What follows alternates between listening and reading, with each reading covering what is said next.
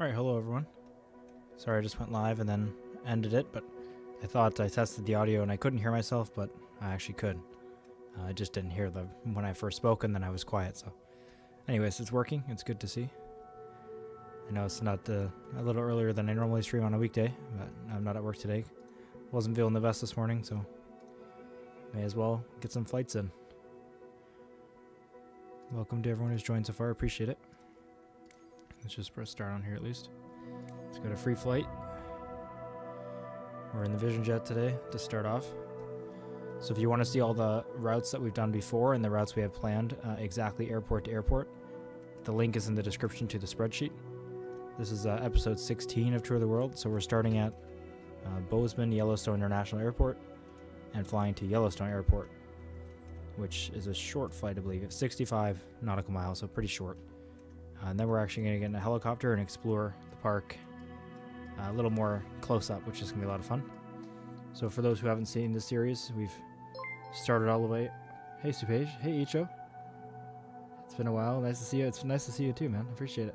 Member for 4 months. I really appreciate you sticking through being a member, even though I haven't uploaded much. I definitely don't need to, and it means the world to me that a lot of you guys have. Trust me, it's helped me stay motivated to not give up and to come back, and I do really enjoy this, so I appreciate it a lot.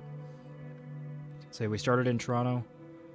We went east. We did all of Eastern Canada, back to Ontario, all the way across on Canada. We've explored everything in tons of detail, just not the northern part.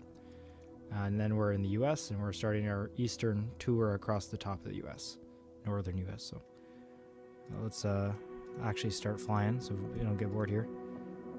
Let's go to EFP. I gotta remember how to do this every time. At least I did it not too long ago. Let's see. Always gotta do CSG. And then we are leaving from K... Oh, that's not it. BZN. And we're going to YWS. Hopefully that shows up. It's a small airport, and we're in the Vision Jet, which I gotta remember what it is in here. I know it says Vision Jet, which is good. I just don't remember the code, so we'll have to find it. Oh, I just saw it. There we go. SF50, right? Don't gotta change anything else, so generate. How are both of you doing, Supage and Icho? Hope everything's been well. Let's import the route.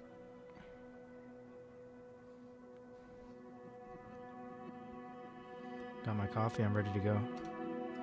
It's great the second flights can be in a helicopter when I have not done much helicopter flights. Not the best at it. Alright, so here we are. We can see that we're starting after our quite a long flight over from... Where were we last? Portland, Oregon. Right, we took the A350, which was a lot of fun. Our first free flight in that plane over to Bozeman International. Then we're doing a short jump here. I believe this is Yellowstone here. So we're flying right here, and then we're taking a helicopter from one side to the other. I don't remember exactly where it is. Maybe it's that one. It is Yellowstone Regional. Okay, so we'll be taking a helicopter right across. I believe Mount Rushmore is somewhere in there. When I planned these flights, it was back when I was doing YouTube constantly before my break. So yeah, I don't remember exactly like the route, but I know I took a lot of time in planning it as always. So it's going to be scenic. All right, so let's zoom into our departure airport. Very cool, right in the middle of a bunch of crops. That doesn't seem right. That is not right. Oh, I see. These are the two airports. I don't know what that line is representing. Bozeman, Yellowstone International. This is where we landed.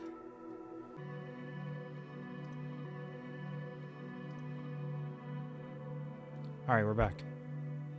Feel free to let me know in the chat if you can hear me. I'm not sure what happened. I think OBS just crashed. I thought it was my internet, but then OBS closed, so my bad, but we're back. So we're departing from runway 12, which is on that side, so let's try to get a small gate right over here. Maybe right there. Set that as a departure and start flight.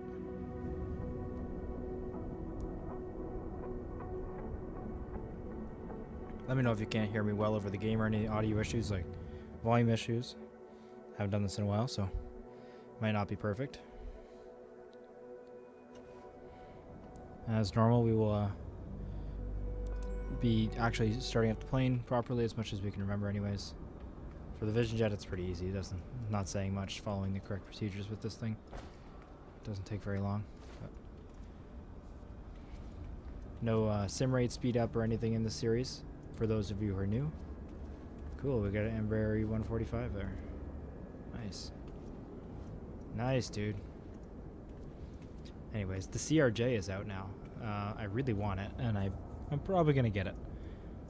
So you might see that in the next episode of Tour of the World. Typically we try to use new planes in this series, since we're also going to use every single plane that's in the game, base game. Which surprisingly, even with 16 episodes, we haven't done.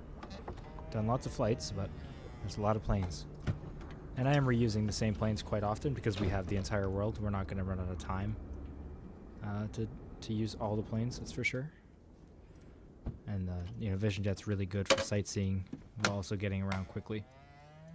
So this will be our 46th flight of the series, according to my spreadsheet anyway. It's been 55 hours of streaming for the first 15 episodes, which is pretty crazy. But that's how long it takes to get around. So when you're doing it real time anyway. Let's flip this to run and press engine start stop, which is the wrong way to do it because I need my batteries on. See how much I remember. Great. Okay, batteries are on. Now let's start the engine. Let's let the primer start and then press start. There we are. Landing gears down, throttle is set to 0. Turn my camera on for this now.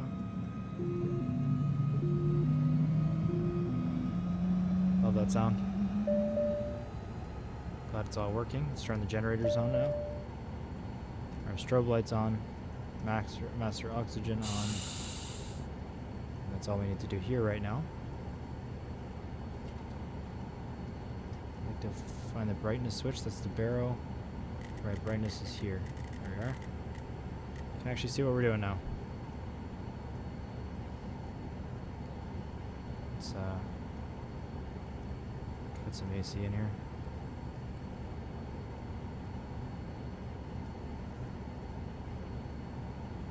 Beautiful little plane. I missed this.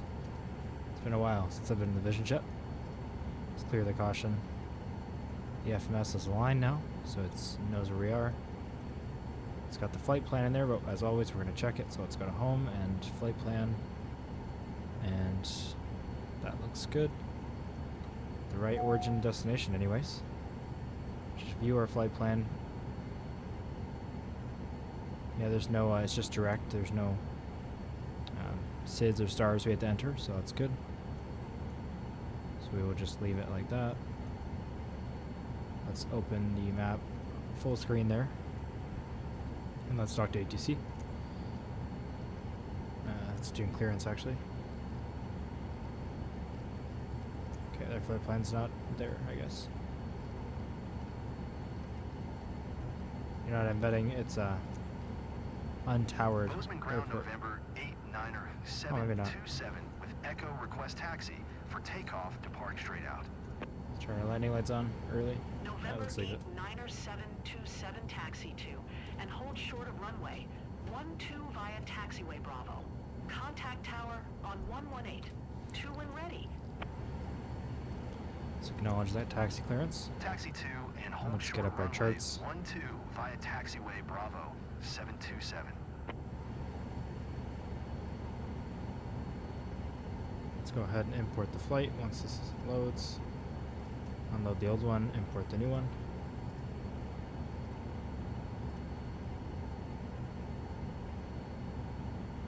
There we go. So DVS is just a waypoint that we're flying to first, I guess, to get the right arrival into West Yellowstone. Let's pull up the charts. Go right to do that. It's already pinned here. Okay. So taxiway Bravo. That's Alpha. Shoot. I don't know how we're using taxiway Bravo. I don't see taxiway Bravo anywhere.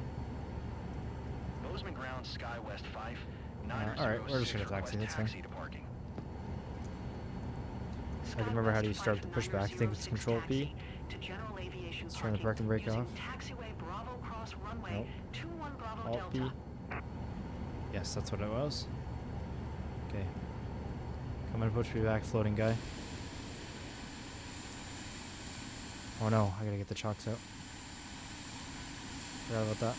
There we go. Let's hop back in before I lose the plane.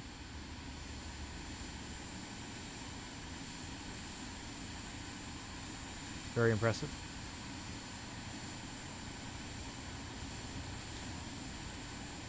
Okay, he's just gonna turn us how he sees fit. Even though we're going that way, that's great. Thanks for that, buddy.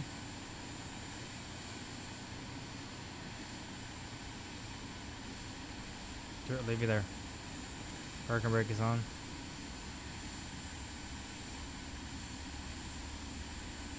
Are you done? There we go.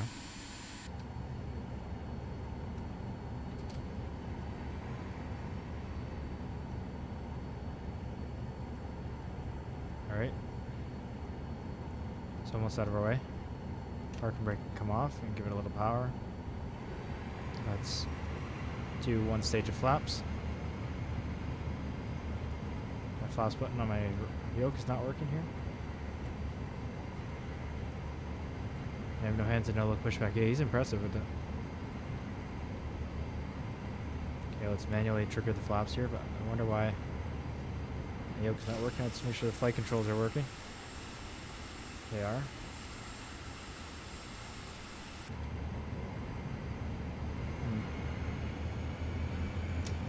Well, it works for the gear.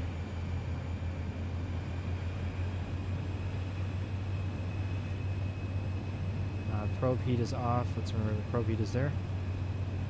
Okay. We didn't check our fuel amounts, but it's a very short flight, and flight sim starts with like 60% fuel. So we're going to actually have more than enough. Most likely. I didn't really check, but it is a short flight, so we'll be alright. Hope everyone's doing well. Appreciate you joining. It's been a while since the last episode of our Tour of the World Series. Very, very nice to get back into it. I feel like this is the wrong way. No, it's not. Oh, the taxiway's over there, I see.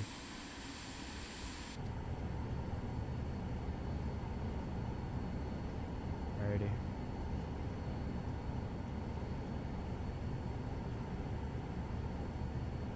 Still look both ways, even though we have clearance to taxi. Seems like there's people at this airport.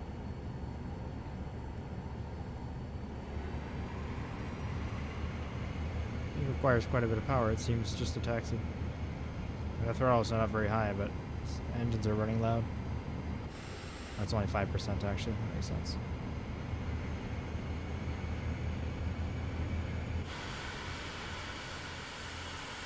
I guess it is just one engine. It's noisy.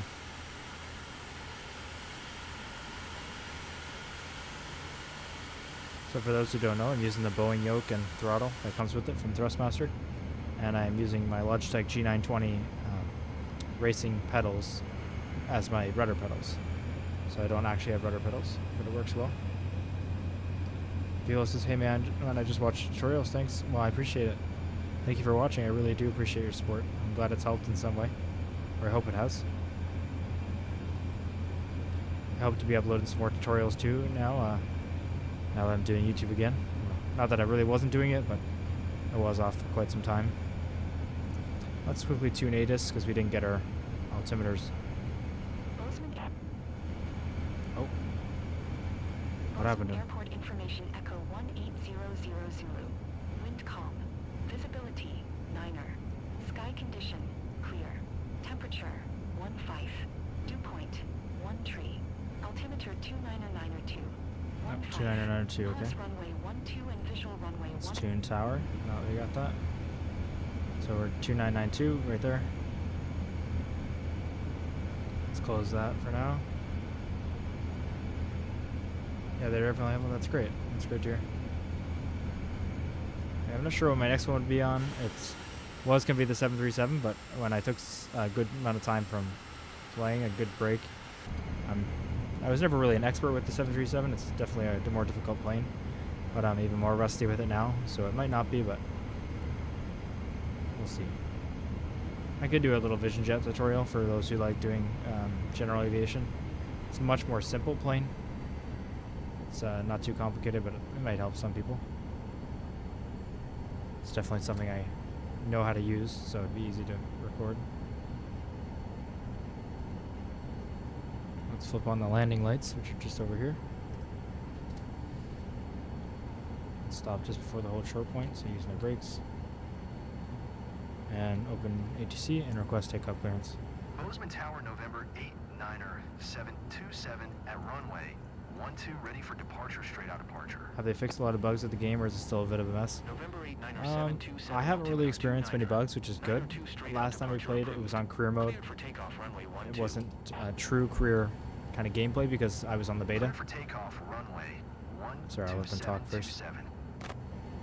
And on the beta, our options, or like our cache and everything, was unlimited, so it wasn't really a career episode, so I was able just to mess around, and it seemed less buggy, even though it was on the beta too. I have switched back to the stable version, so a little more out of date than when I last played, but also probably more stable. People were saying in the comments just the other day that there is still lots of bugs. So, I mean, I haven't played much, so I can't really say, but I didn't have any.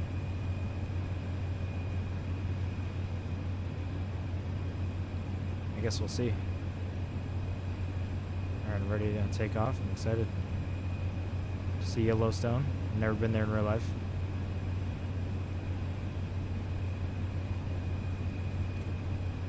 I did just get back from a trip to New York City, which was a lot of fun in real life. Just for the weekend, but did a ton. Alright, max throttle here.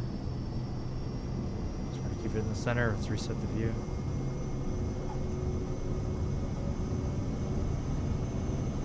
I didn't put the V speeds on the speed tape by accident. I forgot about that. And I know rotates usually around like 90 to 100. So let's rotate now. Here we go. And gear up.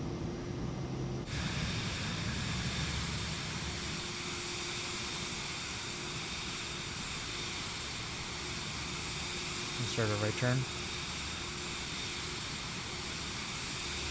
Let's head back in the cabin. As we get over like 115 here, let's check this flap speeds. I believe it's 150. Yeah.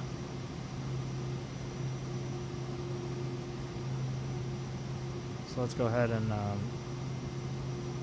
zoom out so we can see our course. There we go. Let's go straight here, and we're going to set up autopilot. So elevation. Let's check sim brief what our cruising speed was, altitude was supposed to be.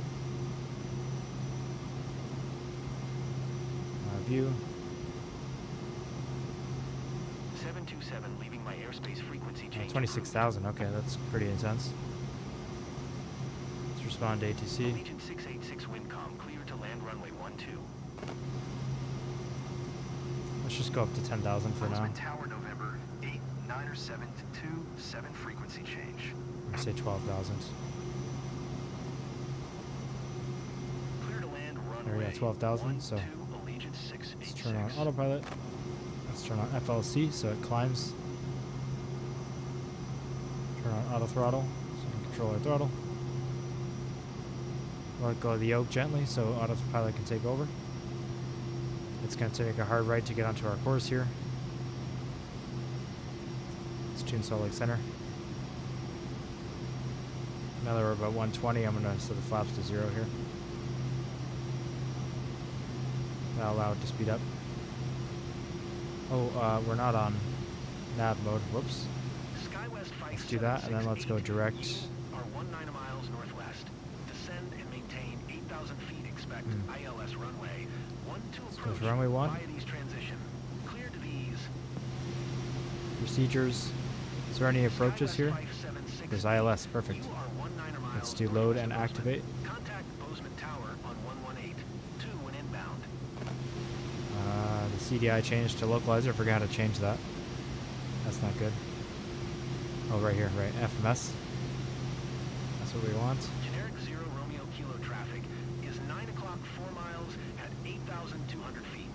Report them in sight. Activate vectors to final. Tower on 118. SkyWest 5768. Okay, let's activate direct and go into nav mode. Activate direct, nav mode. Okay, now we're actually on course. Sorry, that was having done that a bit. 19 miles east.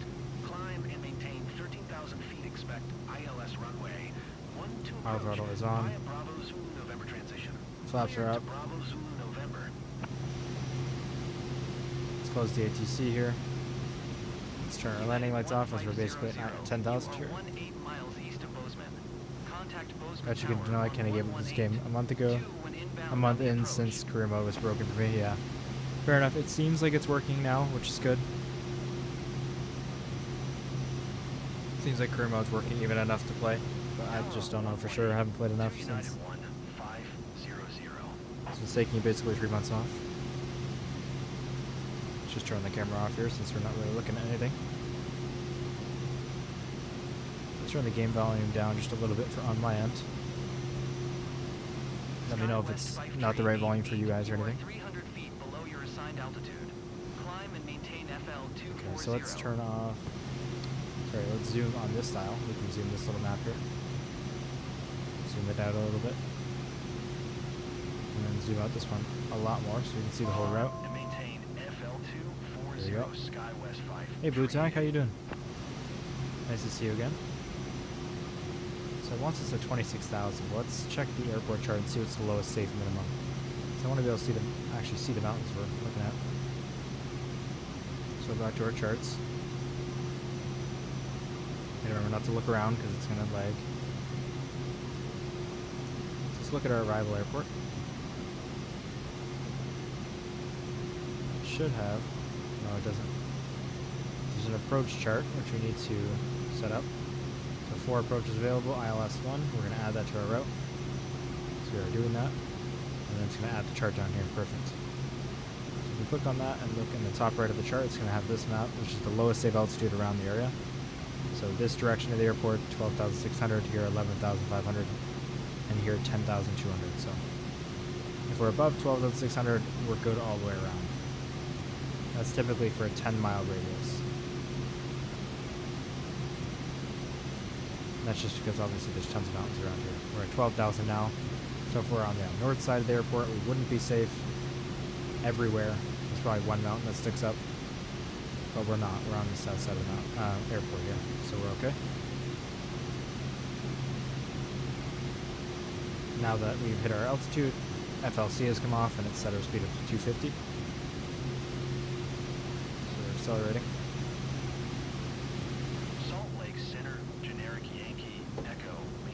Sorry for serving drink coffee now. That sounded gross. Southeast of Bozeman, 5,200 feet. Hey, like, thank you, Bootak. Appreciate it. Look at this beautiful view here. Generic Yankee Echo. And that's what I miss about playing this game most. Take one of our pictures here. Part of the Tour of the World series, for those of you who don't know, or are new to it, is taking screenshots everywhere we go, like a tourist. If we're going to see the entire world in detail, we want to have a kind of like a photo log, a catalog of everything we've seen, so I'll try to take a couple screenshots each episode and we can compile them. They're all in the Discord. If you go to the Tour of the World channel, at the end of each episode I put a message in there that is a little recap of where we went and how much we flew, what airplanes we flew, and then finally I attach all the pictures that we took. Scar and Whiskey would be nice if here. Oh yeah, for sure. I'm just trying to get a good screenshot here of the cockpit. This is awesome. Love the Vision Jet. The CRJ is like the perfect plane for what we want to do here. The Canadair regional jet. So I definitely want to buy it because I can do a lot of short flights in it. And then we have the A350, which I bought for the long flights.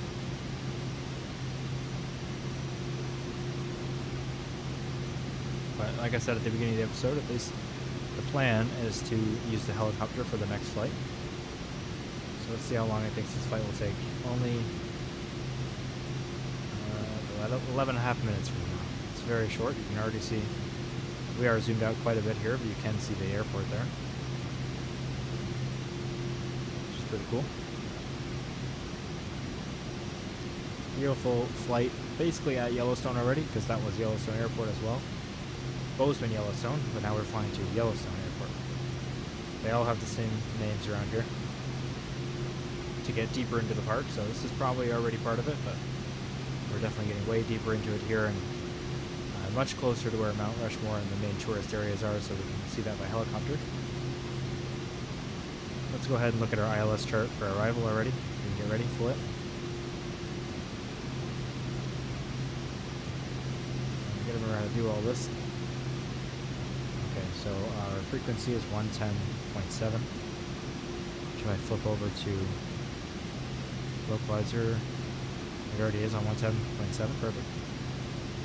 It's 12 degrees, so I gotta change this course knob to 12. There we go, and let's flip back over to FMS for now, so we can stay on course and go back on nav mode. So went off course a little bit there, but we have to get that ready. Auto throttle is really going to help us for this, so we can just set the speed we want. Okay, so the entry elevation for the ILS is 9,000, which is pretty high. It's unusual for sure. That's saying that's a 12% glide slope. If so, that's pretty crazy. It's usually 3% or 4%. So yeah, this is a steep descent, but that makes sense with all the mountains around.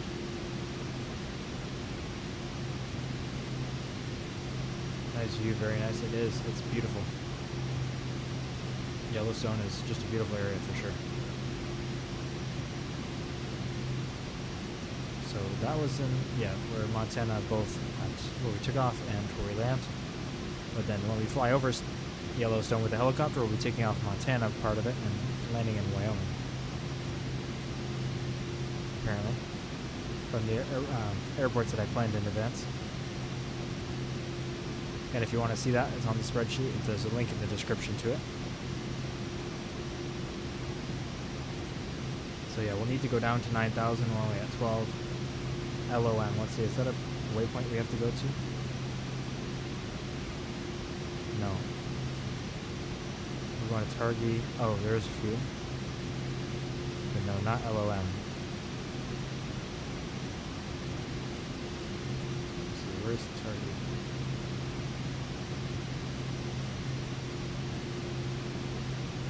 What if this is the right chart? Let's look at the airport. Charts, approach. It is ILS 1, it's the only chart, okay.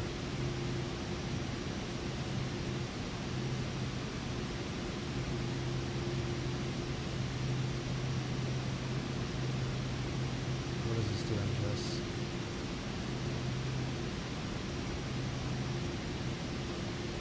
We're at a 2 Targhee and then back into the airport. This doesn't look quite right, but I guess it is.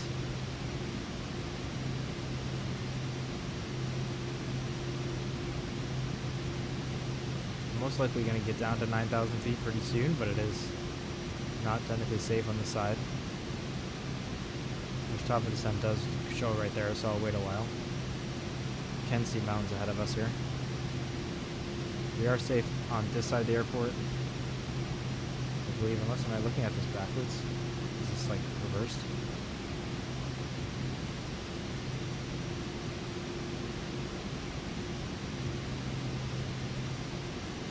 Oh yeah, north is that way. So we're coming in on the north side of the airport, so we have to be above 12,600. We're at 12,000, so we'll be okay, because I doubt it's that close to the terrain, but we can't go lower than this for now, that's for sure. Yeah, that big mountain ahead of us is the reason why.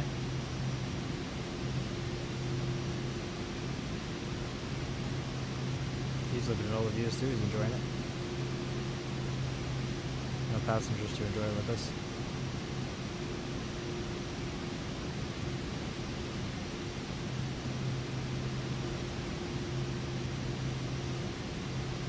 Such a nice view.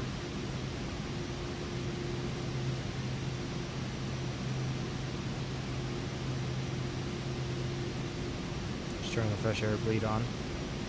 Complaining that it wasn't on, I probably should have, but it doesn't really matter too much. It doesn't actually do anything for us.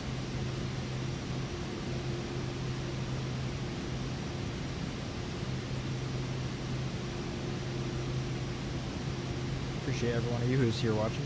It's nice to be back streaming again.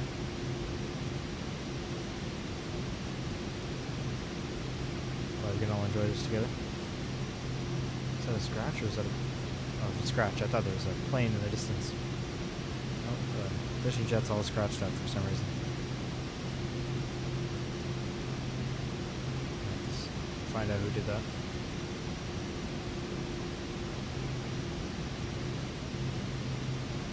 At least we're not in career mode, it's not my personal vision jet.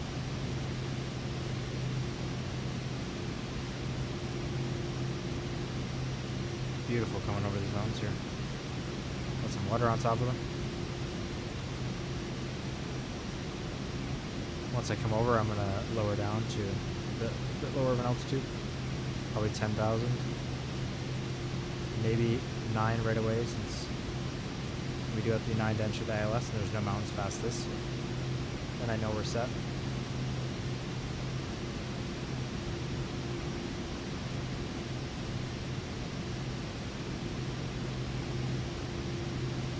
Oh, I meant to go up, not down. Zoom out so we can get a good wide angle of everything. It's just be unreal to be seeing in person. Very, very cool.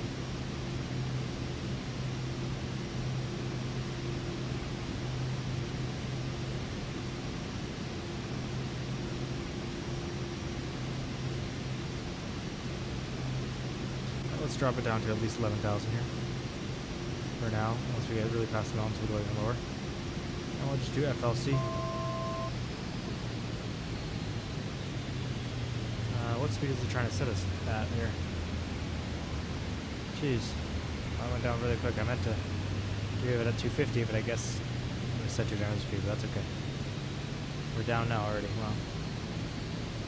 Oh, keep going the wrong way, sorry. Well, we can definitely go down to 9,000 here. We have the room.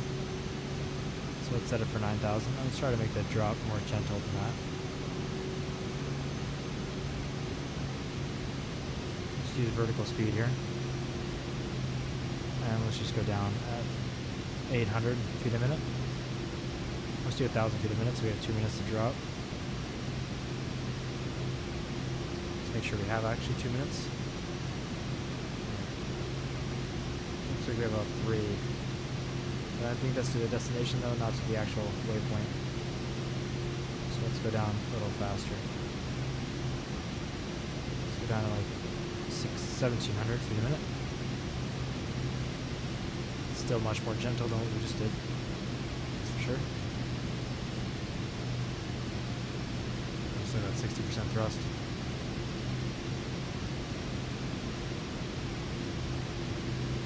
It's getting us up to our wanted speed really quick.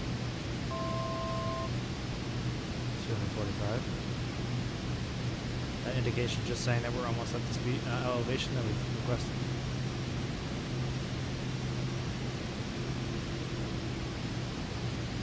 There's the airport there. We're getting close. Now we're at 9,000, so I'm going to arm the approach.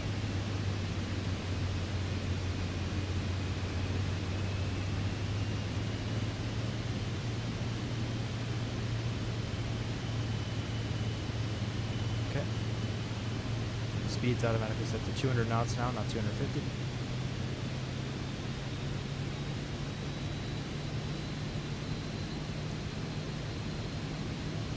It's going to be a pretty steep angle.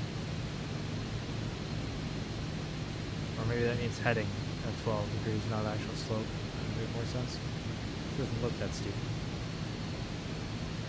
I think that's what it means.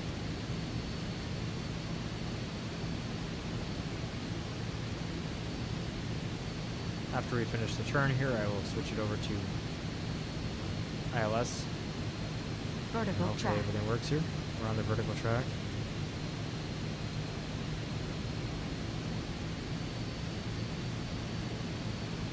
Flight slope is white, which means it's armed. You can see the vertical track is coming up to us. Hopefully it starts going down when it intercepts that. I haven't forgot some setting that I probably have forgotten, honestly. movie maps on so we can see ourselves on here. Yeah, we're definitely not coming at it from the normal approach. So I figured here. Looks like we're going to like this waypoint or something.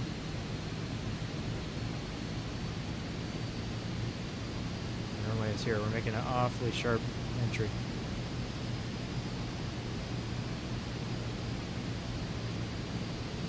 As long as it's armed, I guess. Localizer. It sees the localizer. It sees the vertical track is way below us. So let's quickly set our altitude. Let's have it go down. I'm not sure why it wasn't doing it automatically, but let's just do it manually here. 300. Sink rate. Sink rate. Sink rate. It's okay, it's okay. Sink rate. Sink Pull rate. up. Pull up. It's complaining because of the Pull train, but we're up. okay. Pull up. Pull up. Pull up. So it's Pull 5,000. up. Pull up. Pull up. Pull up. Let's have it go down a lot more gently now. Pull up. Pull up. So minus 100 since the glide slope is there. We went way past the localizer for some reason. He is trying to intercept it. Approach is armed. And now it is. I'm not sure why it's not intercepting the localizer, honestly. Let's just turn off autopilot. We're very close, so we can land this more manually. Still going to use auto throttle. We'll set it down to 100 knots here.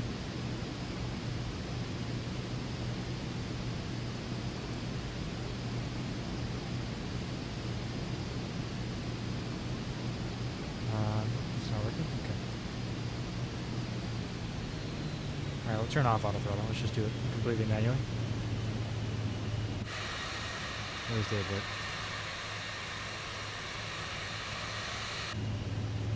Fly this way. Here we're first stage of flaps down.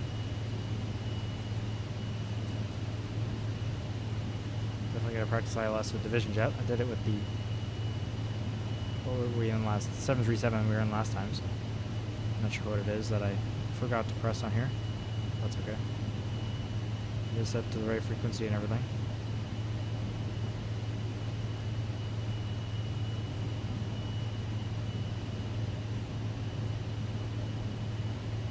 Speed is dropping, so we'll give it a little more thrust here.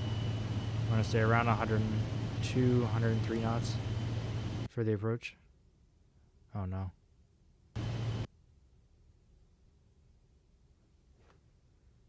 What's going on here? Well, that answers the question if it's still buggy or not. It's just crashed completely on us. Well, we will start from that airport for our next flight since we were literally landing at it. It's not really our fault. That's unfortunate though that things are still happening like that, and we're not on the beta, we're on the stable version. Which of course the beta is more updated, but presumably also more buggy. This should be stable. Oh, it's launching again, guys, so you gotta wait for that. Hopefully it won't be too long. I did click approach mode, but I'm not sure. I think I did it too early, and then it was off again. I don't know. I think it turned itself off. So when I was on localizer and headed back to actually intercept it, I pressed it again. And I don't know. I don't think I was intercepted with it or something. So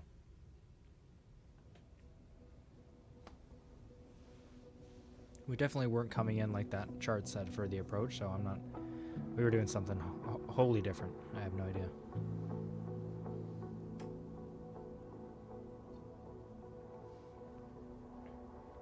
So, okay, we're going to see our horrible flight with a helicopter now. I'll set up my joystick really quick. I'm just going to get my mic while it loads.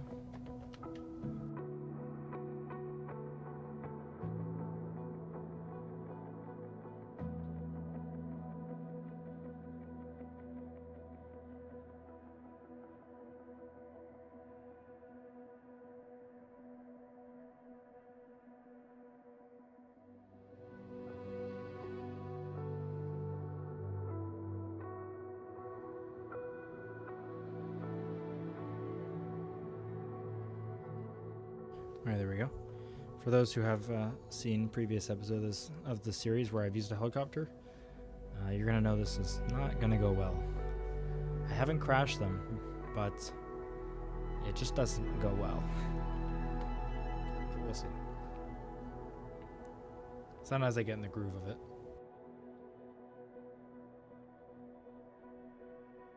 Seems like I try to, as soon as I get used to it, it messes up again and I can't either fly fast or really slow or I hit the ground too hard. Like I'm coming in for a nice smooth approach and then I drop it right on the ground. But there's lots to it for sure. It's not simple. Alright, so let's go ahead and plan our free flight. I'm going to say that we are at that next airport though, even though we didn't make the landing unfortunately. Wasn't our fault. If we ever crash while trying to make a landing, I do redo the landing for sure. We have had a couple times in the series unfortunately, but there's been lots of good landings too. But that wasn't really in our control. So our next flight, before we open the EFP, I should actually change the aircraft. But the game is just frozen again. Come on. Yeah, HO, like I get good at it and I'm in the rhythm and I'm flying really low and precise and then suddenly it just changes. It feels like they swapped the controls on you. I'm just like what I was just doing and working and now isn't working. Okay, now my mouse isn't in the game for some reason. What is going on? Does my mouse exist at all? Confused. Hold on, maybe my mouse died. I'll change the battery on my mouse real quick to see if that's what's going on or if it's the game. I'll be right back.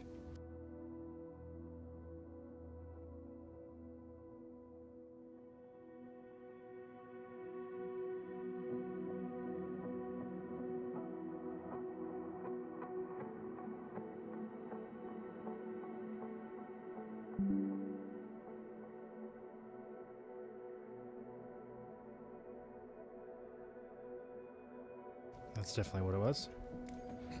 Not the game's fault this time.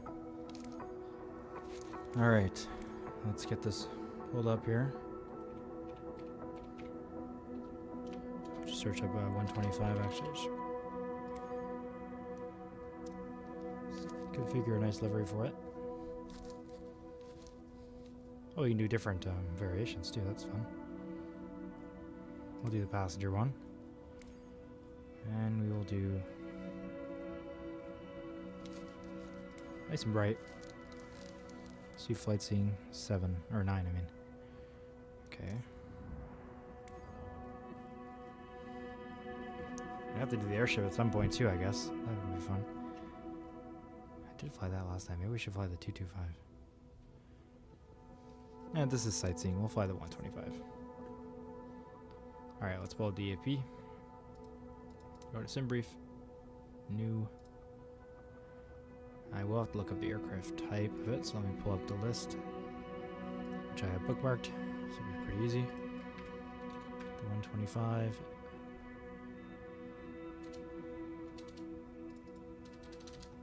H125.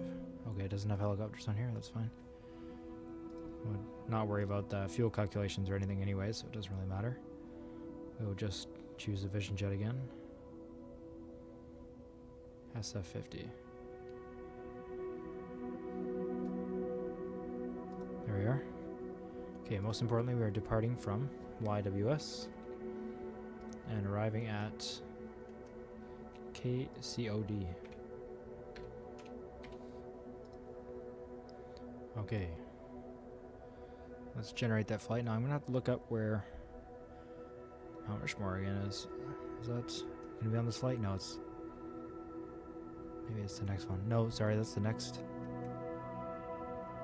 flight. Is that in Yellowstone? Maybe it's not. Maybe it's actually in Wyoming. I see. I have that as the next few flights, but that's not here. That's my bad. We gotta fly across Yellowstone and then take the A321 to Rapid City, and then we fly with a helicopter over Mount Rushmore. So, wrong state. That's my bad. This will still be beautiful. It's good to know I don't have to try to find it in the helicopter right now. So it wasn't going to go well. So our next flight is planned in the A321, which I believe we'll be doing that plane, but we'll see obviously when we get to that point. So let's go ahead and we'll do the startup. It doesn't usually go well, but we'll try it. It says departure. Flying right over the middle, top of Yellowstone, which is going to be a lot of fun.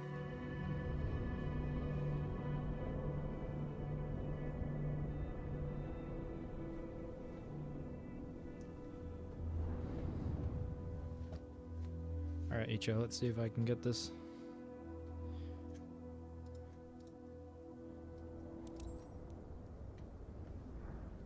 So is there any pre-flight? Okay, there's still an engine cover.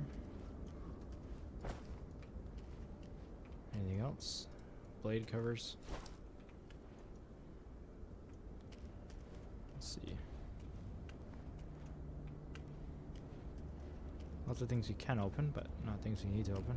There's a tag there. Pitot tube, or that's the handle. Oh yeah, there it is, right in the front. Perfect. Believe in you, thank you. Oh boy. We're gonna have to go right to the checklist here. I have no idea how to start this on my own. Checklist, not the pre-flight. Turnaround check. Yeah, I don't need that.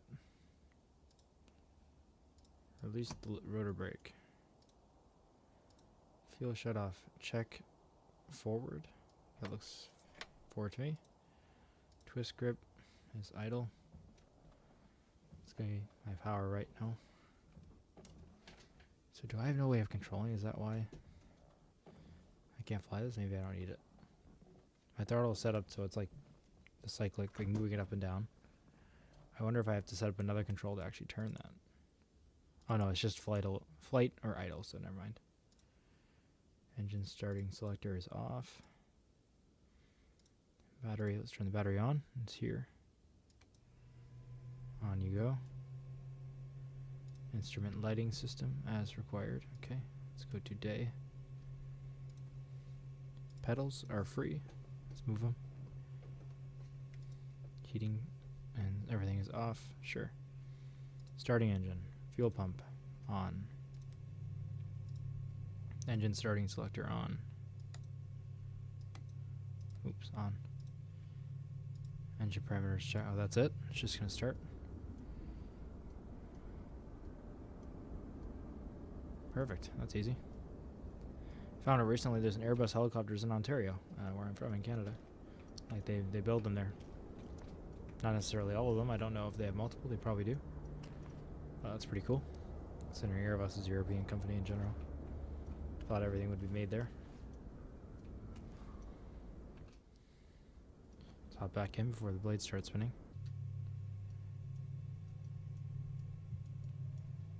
So cool.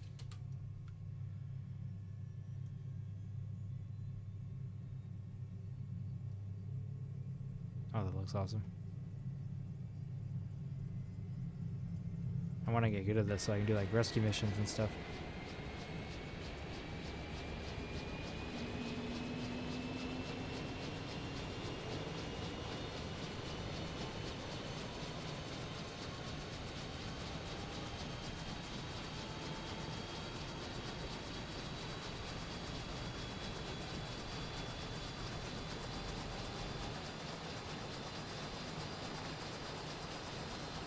I'll take a good picture of this. What's the button for it? Shift V, there we go.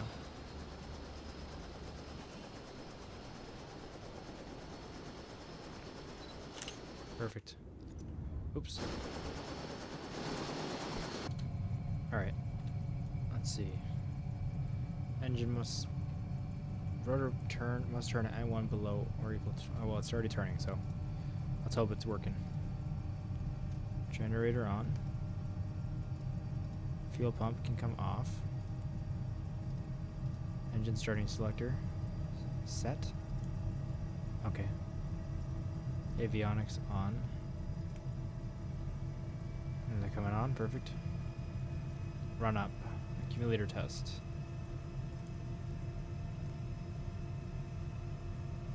Sure. Caution and warning panel. That's a lot. Just making sure that's off, I guess. This is just light warnings. Accumulator test set to off. Not sure how to make it off. Okay. Or I bet this, when I hold it down, it's on. Nope, that's not right either. Hydraulic cutoff switch. Lots of steps here. Off. Okay.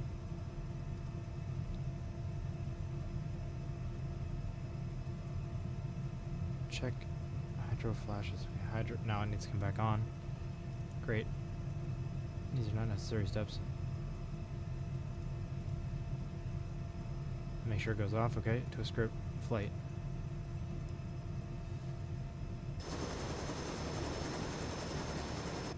Okay. Well, does that mean I can go before takeoff? Lights on. Collective unlock. Is it locked? Looks like it's unlocked to me. Alright, well that looks like all we need to do then. I'm gonna have to pull up my map so I can actually see. Let's go to Flight Planner. I'll actually use the base game one here so I can see where I'm going. Nice, we can see it right there. Okay, let's try this out. Gradually raise the collective.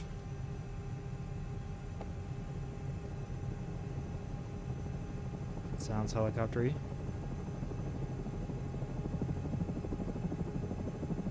We have helicopter noises.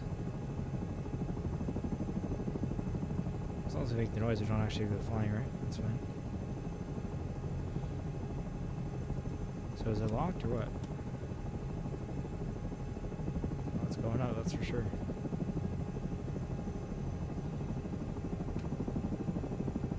I put it all the way up. We're not going anywhere. Oh boy. Let's do Control E, which starts the engines. Just in case I didn't start them right. It's going to go through the startup procedure real quick. There might be one small thing I'm missing that is crucial. I'm trying to do it all myself, obviously, but if I can't, I'm going to let the game help me out. So let's try again. Maybe something is different now. I see it did turn the fuel pump on. So maybe it wasn't fully started.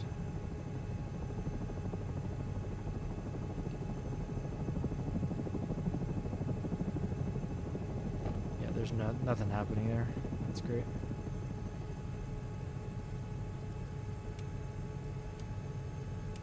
So as soon as you hold that, I think it's unlocked, so that just happens as you use it.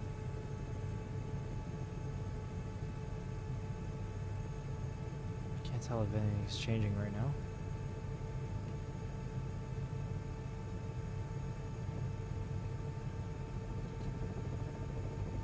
Start raising the collective again. Might have to start the flight at the runway so it's automatically started. Collective is all the way up and it doesn't sound healthy. Something's not going right, that's for sure. Okay, let's go back to the checklist real quick. Can I have it just run the checklist for me? No, I can't.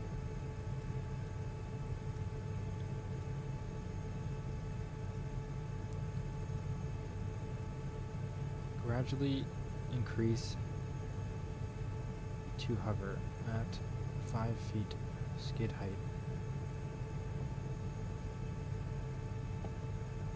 I'm gradually increasing it.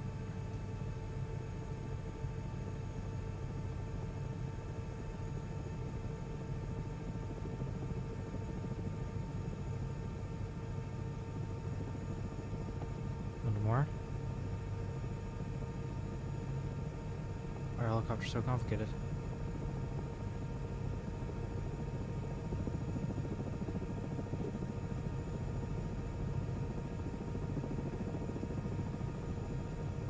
Not the right things are happening right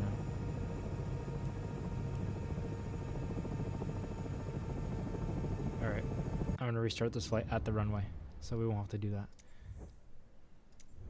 We tried our best. I have no idea what's going on. So let's do import flight real quick. It's already here, so I just have to press import. Nice and quick. And we'll just actually press start right away because the default should be starting at runway 19.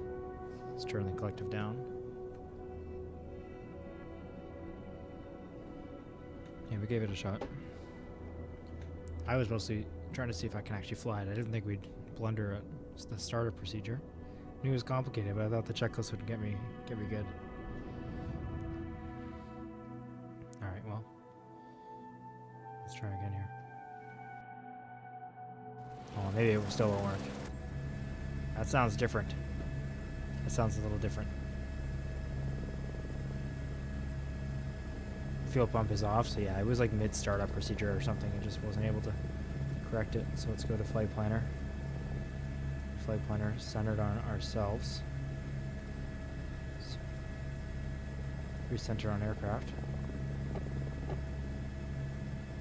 Let's gradually raise that collective. Let's reset our view. Zoom out.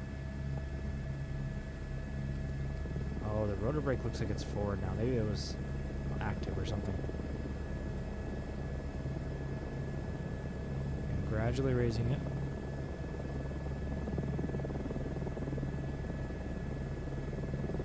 Raising it quite a bit here. No movement.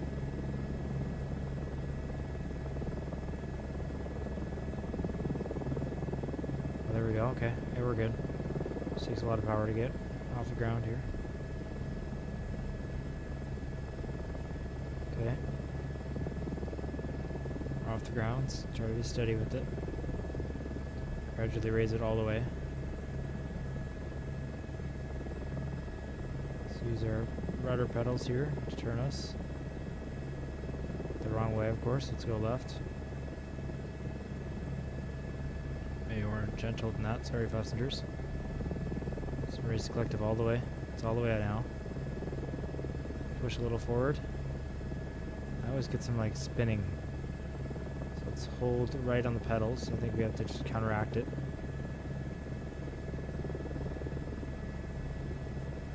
Alright.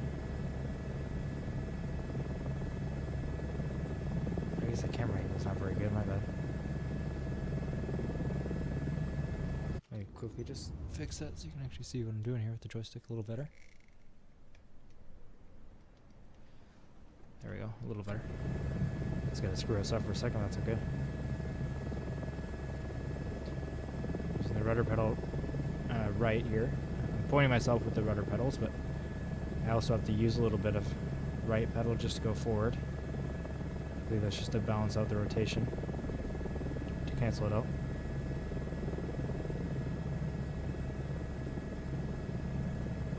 And we're flying. We got the joystick fully forward here. I'm still wanting to like go upward, so I'm gonna lower the collective a little bit. There we go, we're pointing more forward. Just keep my hand on it. We want to keep it almost full so I can have the most power. So I can get going the fastest. I don't want to start pointing up too much like that. So we're just flying up. Let's turn the helicopter a little bit.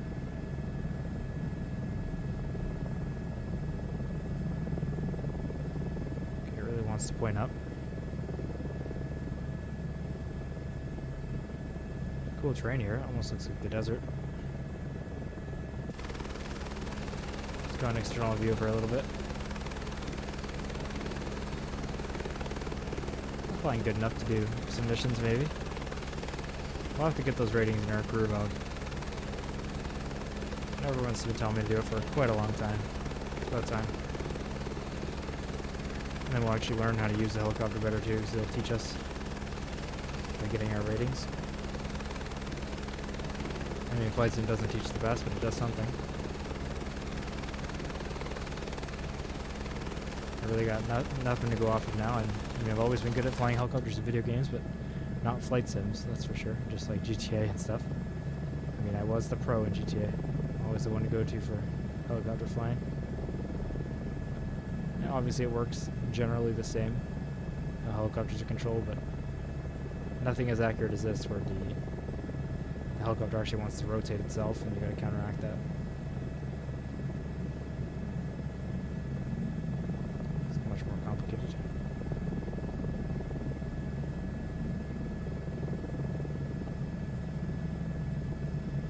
Keeping ourselves pretty steady here. It's not a super long flight we gotta go on. Just want to be able to be nice and low to see the area here. See the mountains. Sure, because we're up in the mountains, it's also not as easy for the helicopter to stay in the air. It takes more power.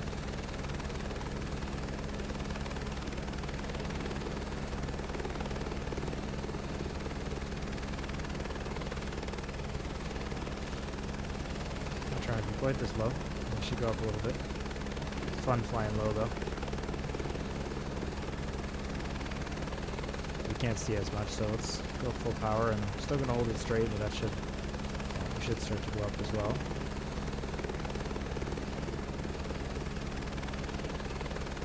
Let's hop back in so we can make sure we stay on the route. Be more gentle with our movements here. We'll just put us into the trees. We're headed the right direction perfectly. We're just a bit off course. We're parallel to our line, so make a bit of a right turn here and try to get back onto it.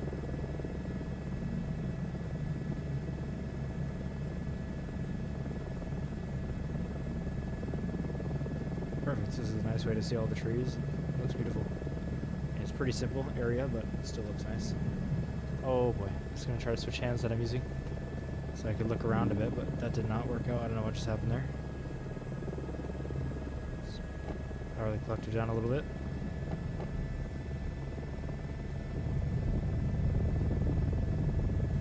No idea what just happened.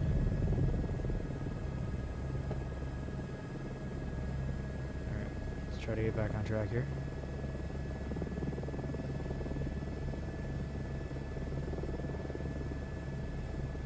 I don't know if I overstressed the engine or something like that. Could have been what happened.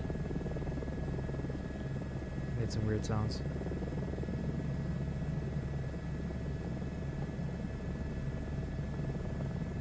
I feel like I'm searching for someone in the forest.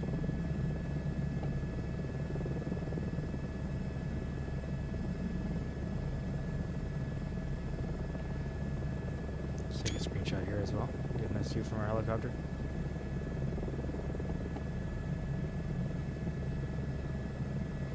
Lots of little adjustments to the throttle, cyclic. It's more complicated than it looks for sure. Not too bad, but way more complicated than it looks. There's just lots of little adjustments to do. Definitely less intuitive than it seems when you're playing games like GTA.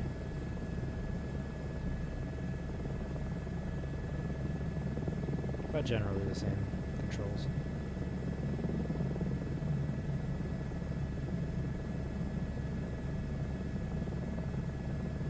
Close on the forest here. Make a right turn. We're still going off course. I've never got back onto course correctly. Never turned enough. So let's do that.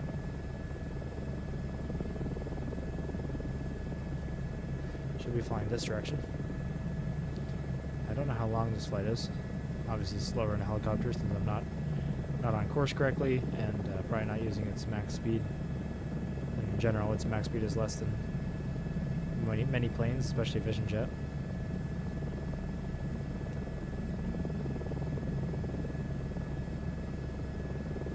I would try to alt-tab and see, but I can't really do that while I'm flying this. It takes a lot more control. Not on autopilot or anything. It's relaxing though, it's a beautiful view. It's nice to see. I miss doing the Tour of the World Series. This is exactly what it's all about. Just enjoying the world. Not just flying over 30,000 feet around the whole world and saying we did the whole world. We want to actually see every landmark that we can. Land at a minimum of one airport in each country and state.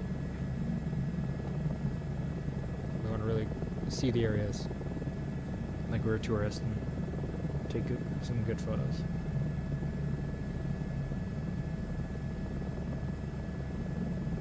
taken a long time for sure, but when we're done the series, it's going to be a crazy accomplishment.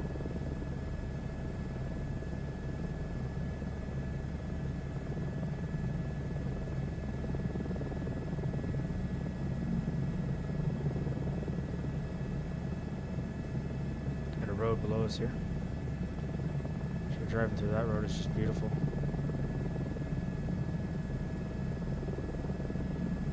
I'd love to do that right now. Road trips are my absolute favorite way of traveling. Favorite activity, that's for sure. It's finally getting some nice weather where I live, consistently, so we're able to do that a lot more again. Like I said earlier in the stream, we just went on a road trip to New York for the weekend. New York City. Try to follow the road a little bit, give them a cool view. It's really turning off to the left there and we gotta go right, so let's break away from the road. It's just fun flying around the mountains like this.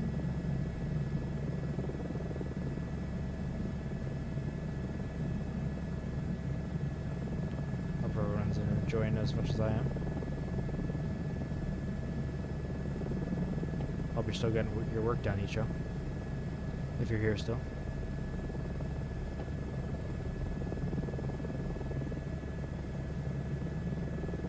Mountain to our left that I wish I could see a little better. I can't really move my camera though, unfortunately. Sightseeing is nice in the planes and vision jet because we can look around so much more. This is a lot more intimate with the scenery, but you got to be a lot more focused. Still nice to break it up once in a while and use a helicopter. Just shows us the scale of the world, really, how long it takes to get places.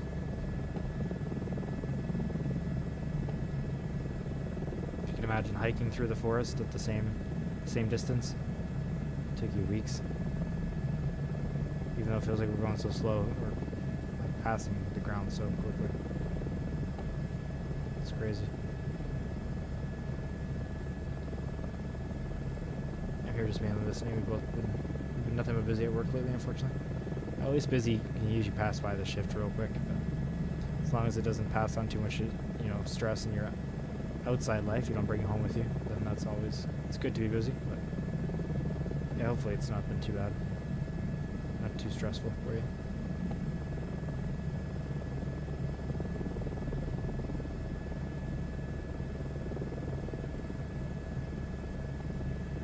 I might be misremembering, but you work somewhat related to aircraft, right? Like part ordering or something?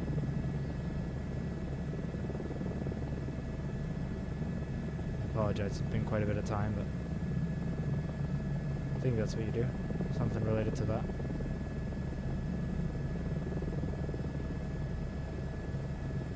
Another road here. Let's fly along a little bit. There we go. Now we got a nice view of the mountain over there.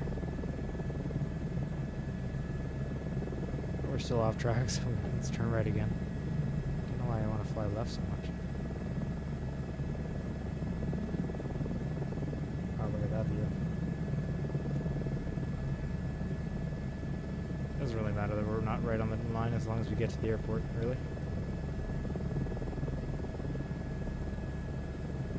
Hopefully we have enough fuel. I'm sure we do. It's not a long flight. Or a crazy long flight, but work for university and the documents team. Aircraft parts would probably be a lot more interesting. Oh, okay. Still, that sounds not too bad. I was remembering somebody else, my bad.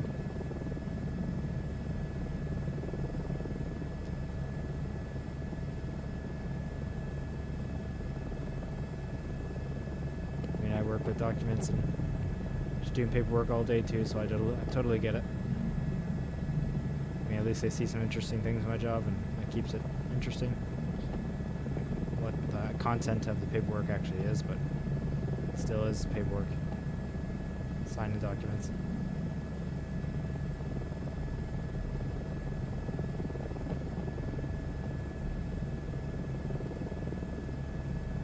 The reason I knew Airbus helicopters was in Ontario because I was actually looking at if there was any jobs for Boeing or Airbus, like actually in Ontario, and there's plenty, but none that I'm qualified for, unfortunately. They're hiring lots of engineers right now.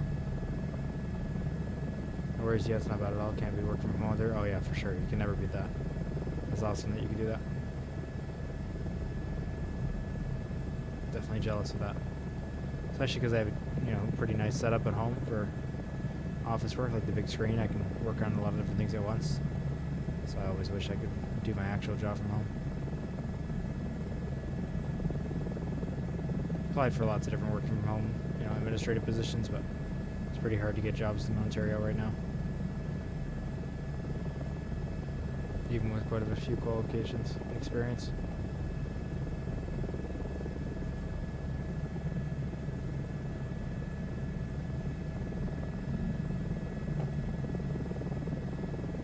This is fun. I feel like I'm getting the hang of it. But we'll see when it comes to landing if I can land smoothly. I am making quite a few adjustments to the cyclic throttle. I know it's like over here on the camera, it's hard to see, but you can't see it in the actual helicopter.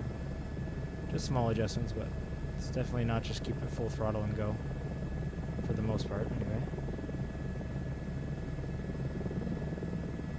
Yeah, the job market here in the US isn't much better right now. Yeah, I've heard. It's pretty bad everywhere. I mean, I can't be too upset about it. I'm grateful to have a stable job at least. Not always stable with the hours, but the hours have been getting a bit better than they used to. It allowed me to do YouTube a lot more, which was great, but I mean the hours are much more than it used to be, but enough where it makes a difference, which is good. I was looking for more hours.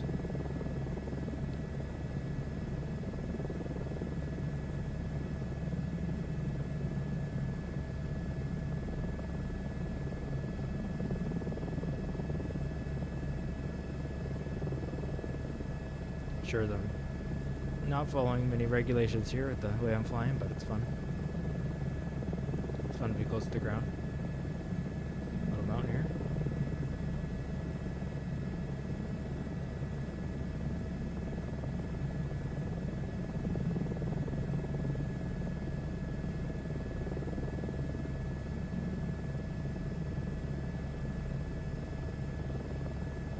Stable income is a lot better than no income for sure. Exactly. Yeah, I gotta be grateful for what I got. A nice little ridge of mountains ahead of us there as well. I wonder how far along the flight we are. I didn't think it was very long, but who knows.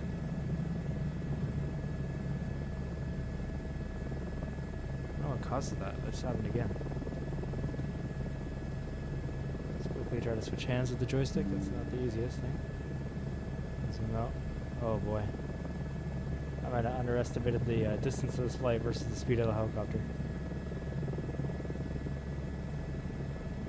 That's a big line.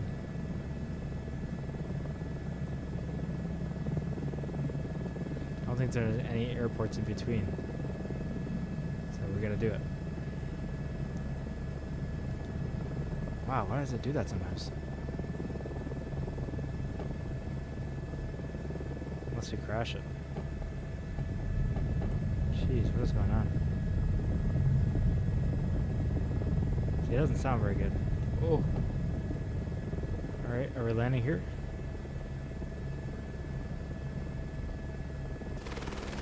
I have no idea how to use helicopters sometimes when random things like that happen. The cyclic all the way up. What was that?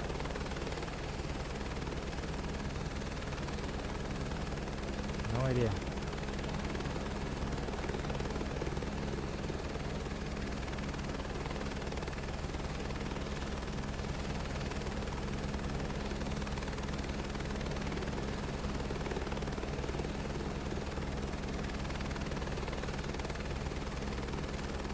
Get a bit better view from out here. I see a lot more of the mountains.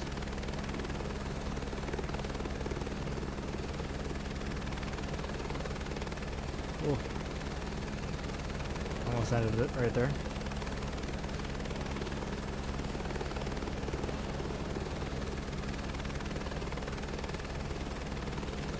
This is the fastest helicopter in the game too, which is why I chose it.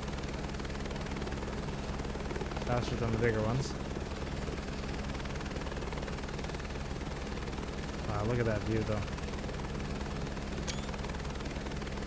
That is just beautiful.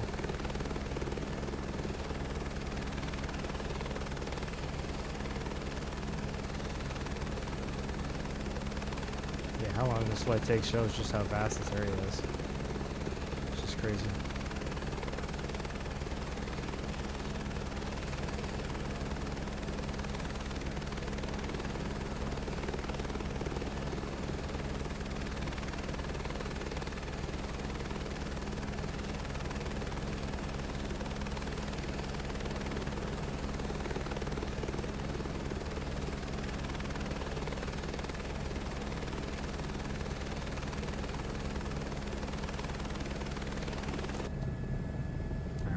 Track pretty well here. So I don't know. I get the hang of it for a while and then something weird just happens. So I don't know what it is. I don't know if it's like maxing out the power for too long or what. Maybe it's just flight sim. Maybe it's the winds coming up from the mountains.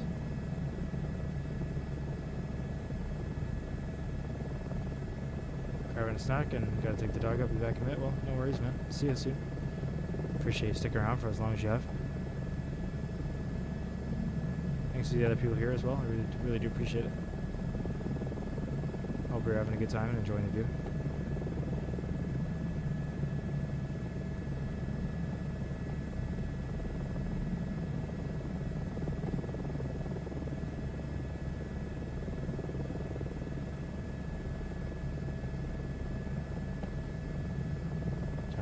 Nice and close to the ground for fun.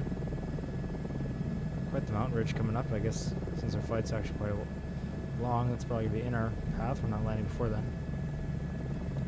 I'm thinking. Maybe that's the main part of Yellowstone. I'm not sure. I think this is all Yellowstone though, considering the airport on both sides is all Yellowstone.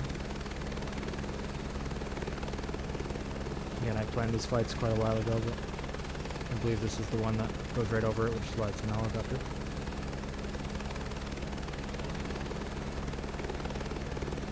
Gotta be careful how long which ones I plan for helicopters. Yeah, look at that. Didn't change anything.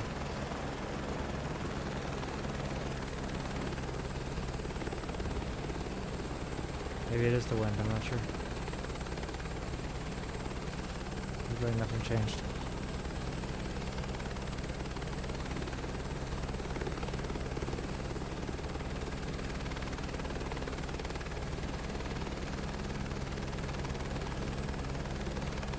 Let me check how long this flight actually is in miles. Wow.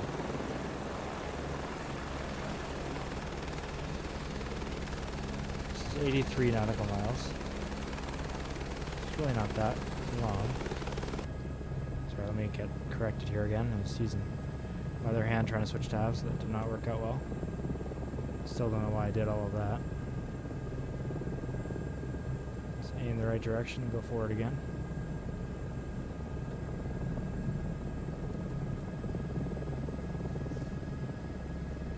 So odd how that just happens.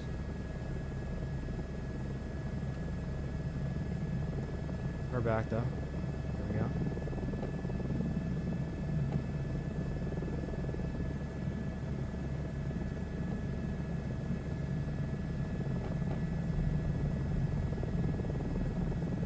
We'll see if it's the wind, I guess, coming up on this ridge. It'll be a pretty rough wind coming up that. So right any second it's probably gonna hit me. Did not, so I'm not sure what it is.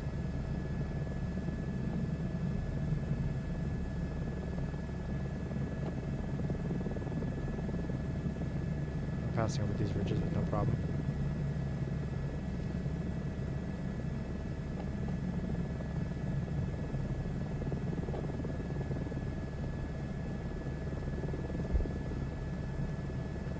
Is that a river down there? Yeah, there's a little creek there. Winding through the mountains, that's cool.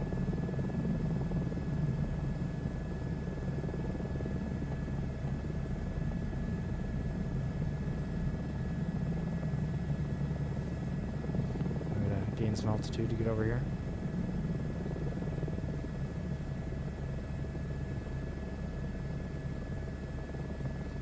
Power all the way up.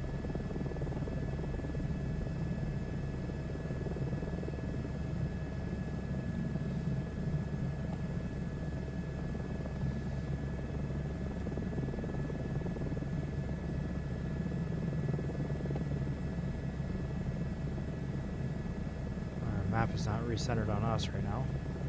So not to do that. Carefully switch hands. Hit the recenter button.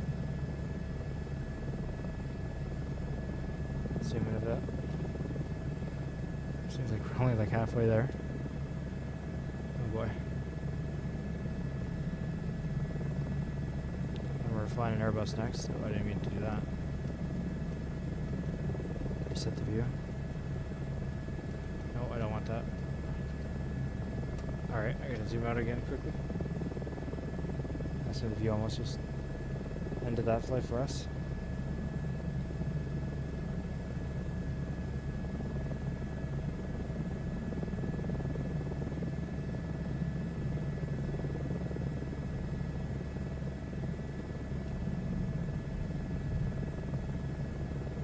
The winds are a bit, you can feel a little bit coming over the mountains like this. Not too crazy though. So that doesn't explain why I get thrown around randomly sometimes.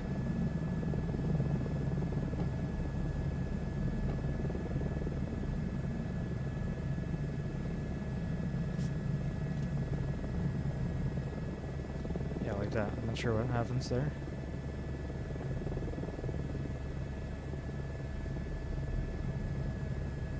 Wow, okay. I'm not changing anything.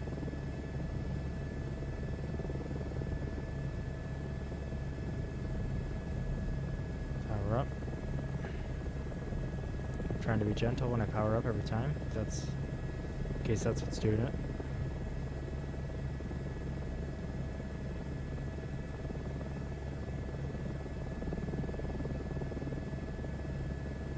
Okay, it's working. We're getting there. That's what matters.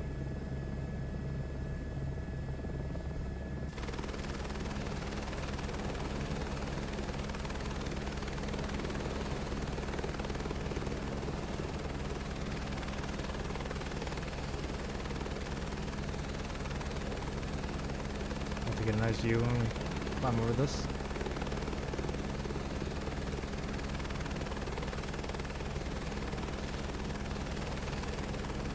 Okay, well, you can see that mountain, which is cool, but we got one more mountain to really climb over to get a further view.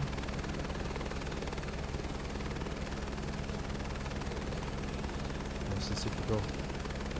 Beautiful. A little off course here.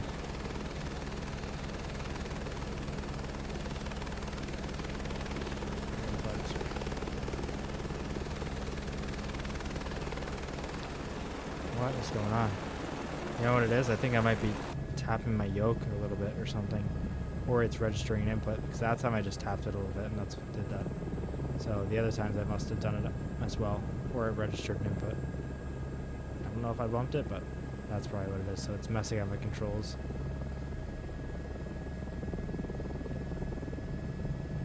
It's thinking that I'm immediately like pulling back on the stick instead of pushing all the way forward. So that makes sense. It's not the game's fault, I don't think.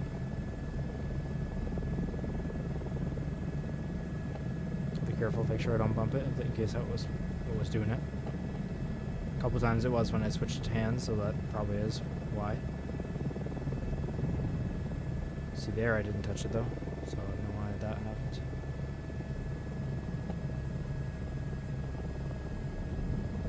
Oh, okay. A bit too strong on the pedals there.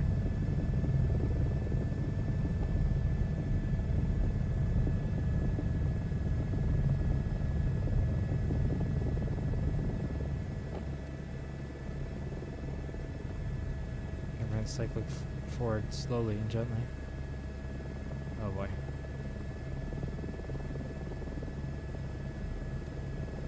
I'm landing here, I guess. Bring it all the way up again, and now we're fine. See, I don't know. I don't know why it does that sometimes. It's okay, it's just a little bump. We're fine.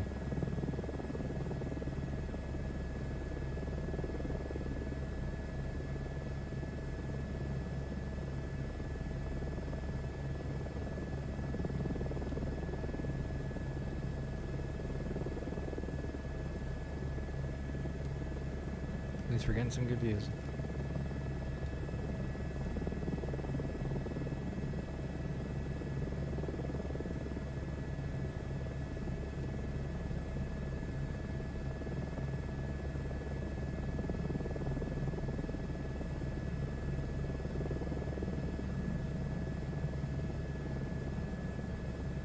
Definitely makes this go slower when we're going to climb over the mountains. Do look really cool. Better than flying over flat ground like we started.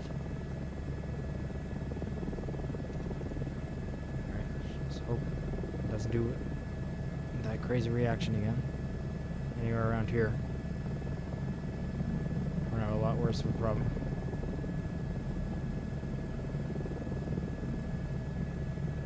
We're on full power. I'm just gonna... Yeah, why does that... Why does it do that? I have no idea.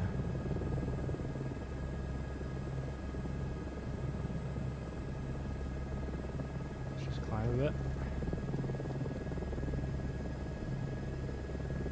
I think it must be the yoke. Even if I'm not pressing it, it must be registering inputs or something. Let me unplug it while we use the helicopter, which I've just done, so hopefully that changes things drastically. If that's what was doing it, but I guess we'll find out. Wow, look at the view here. That is beautiful. Take a screenshot of that. Yeah, that is super cool. That's why we're in a helicopter for this leg. Getting some good speed too, because we're able to go down a little bit.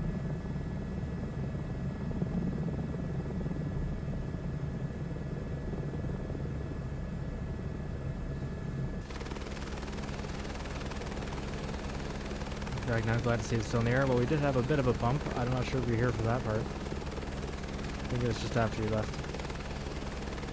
Just a little bump though. The skids hit the ground. I think my yoke was what was causing the problems, where it randomly shoots up backwards. And my yoke was essentially registering an input and then taking over as the controls. So instead of pushing all the way forward with the stick, it was like resetting to 0. But I've unplugged it, so if that was the issue, it's going to be fixed. Look at the creek in the middle there.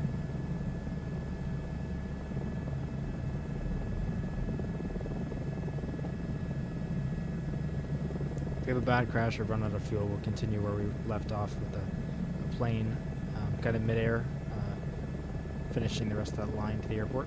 Take the Vision Jet or something. Maybe the Cirrus SR-22, the propeller plane. We'll see. Hopefully we can make it there in a helicopter. It is a long flight. It's beautiful, scenic. As part of this series, we're not trying to get everywhere as fast as possible. Don't want to make any of the individual flights too long, so the longer a flight is, the faster the aircraft that I use. Use like larger airliners for the larger the flight gets, but even when I do that, they take a while. But we're not going to use an A320 for every single flight, even super short. We want to use some slower planes when we have shorter legs as well. Slower planes, I don't know if I said shorter planes.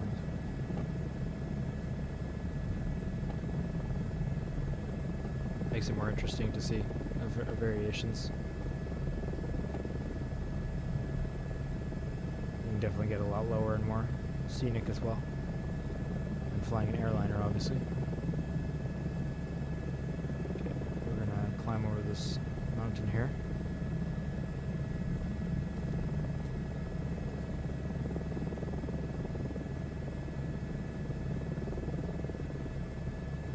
It looks like we're not making any progress on that pink line. It's because the aircraft is centered on the tablet, so it will always be in the middle of the screen. We are actually moving.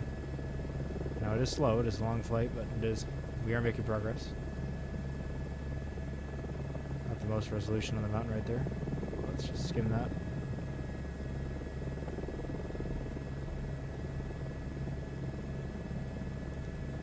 Yeah, that's what the skids are there.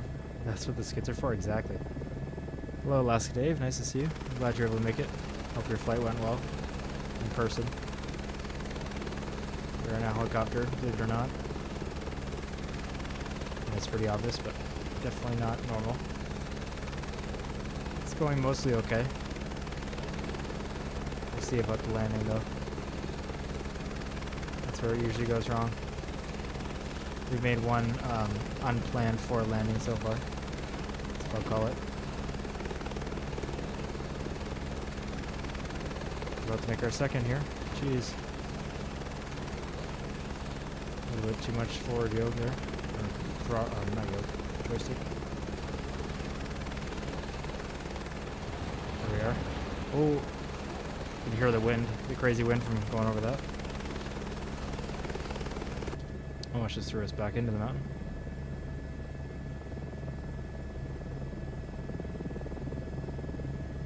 And we haven't had that problem since I unplugged the yoke, so I think that was causing the issue, which is great. Because that was unexplained otherwise, and I thought it was just me not knowing how to fly it. That's great news. And these views are getting insane. It went from flat land to small hills to full-size mountains. I guess we are right in the middle of Yellowstone now.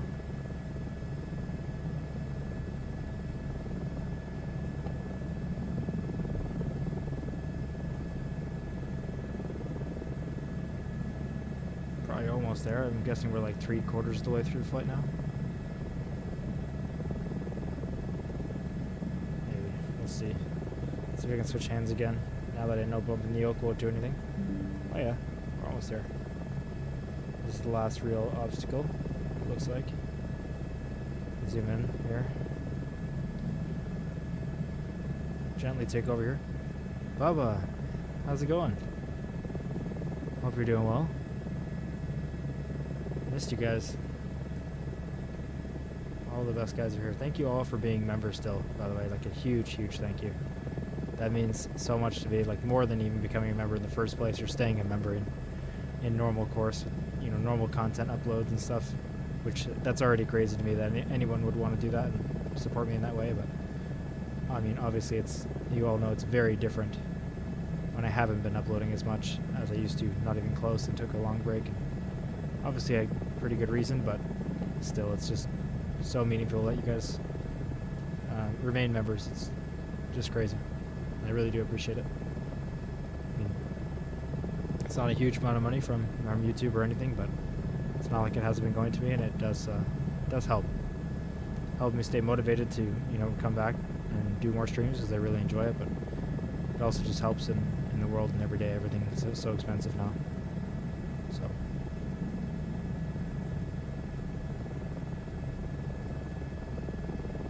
I really do appreciate it.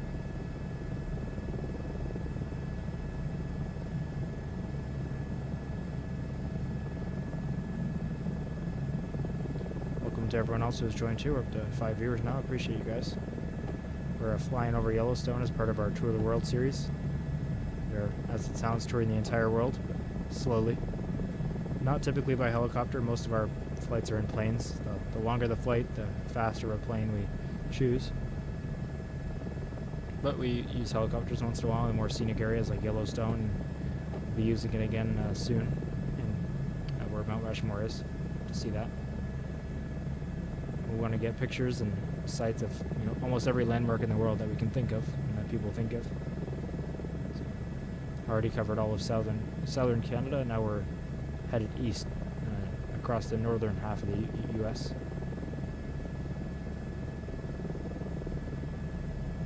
Then we'll do the south as well. So this is this Yellowstone, as you can probably tell by the title and the thumbnail. We did our first flight to get closer to Yellowstone in the Vision Jet, and now we're flying right over the meat of it in a helicopter.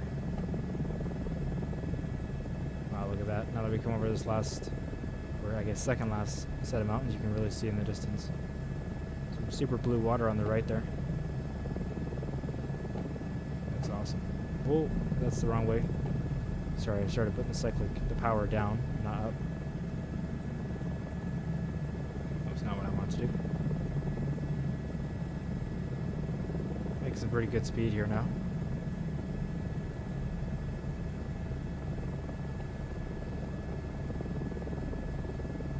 Once we cross the mountains, we still have a little bit of distance to cover and more flat ground, but And also lose some elevation, so that will help us speed up more. How have you been, Alaska and Bubba? I know we talked a little bit in Discord, Alaska, but not too much. Been up to anything interesting?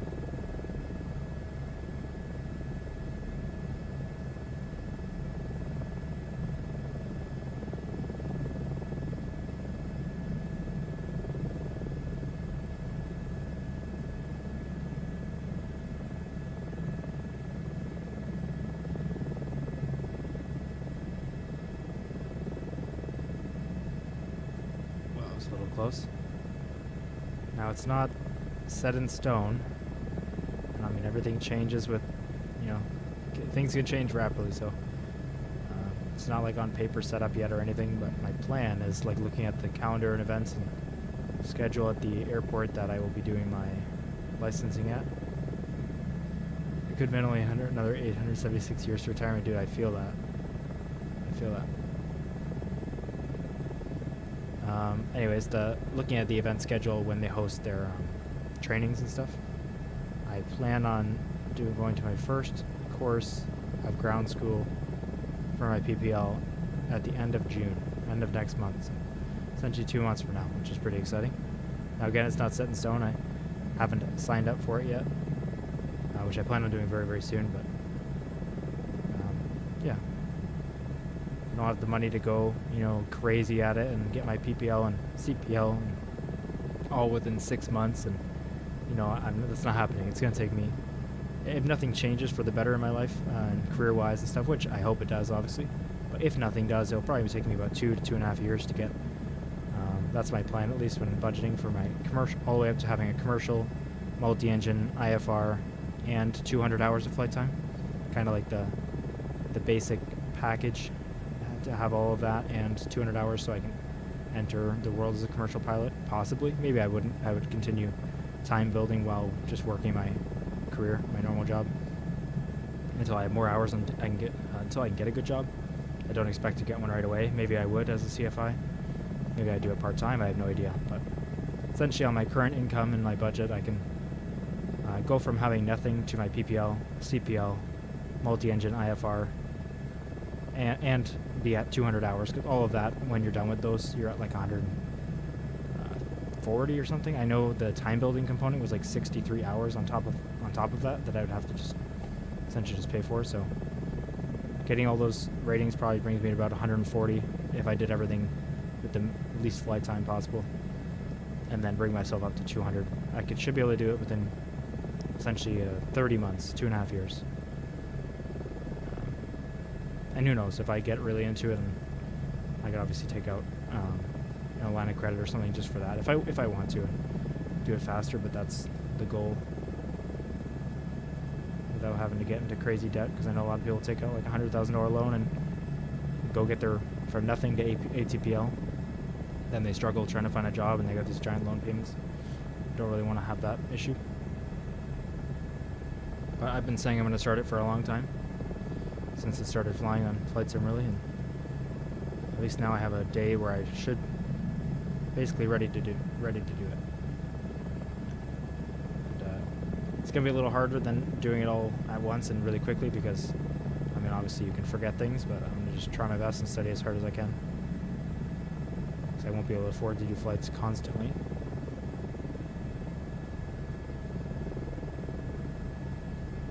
Good, just been grinding out hours in the mall for the engine breakdown. Awesome.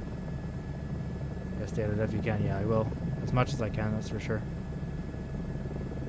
And I'm not going to go and take the first job I can get as a commercial pilot, making $30,000 a year, and like it requires my full time, you know, and I'm making like super little money.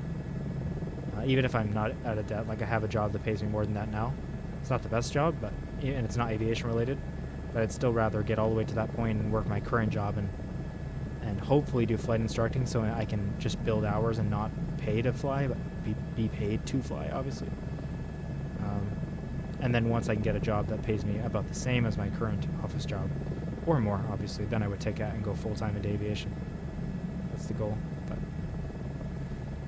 I've had my fair share of debt in my lifetime, and I'm on the positive track out of it, and I don't want to be back into it ever. Unless it's a smart plan to it. I'm looking forward to the AI overloads turning me into an automated bourbon drinking machine. I mean, hey, that sounds useful to me. I used to be into bourbon and whiskey a lot more than I am now. And I don't have a massive collection or anything, but I have enough to call it a collection. Nothing really fancy either, but I stopped drinking it, basically. I don't know, just not my thing much anymore. So when you're that machine, I will need your services to drink up my stuff. Who knows, maybe the cheap $40 bottle of whiskey will turn into like $300 in 50 years. It's just an investment, that's all. Okay, we're almost at the airport here, so start looking for it. I think it's a little to our right. I'm gonna try to switch hands. This never goes right. Zoom in. Okay, we gotta go over the town first. It's on the other side of town.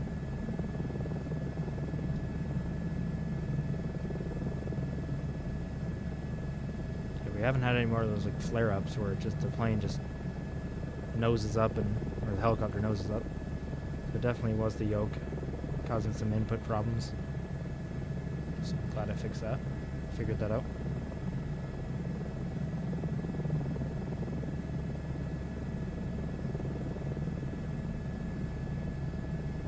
Started to gain some altitude over the town.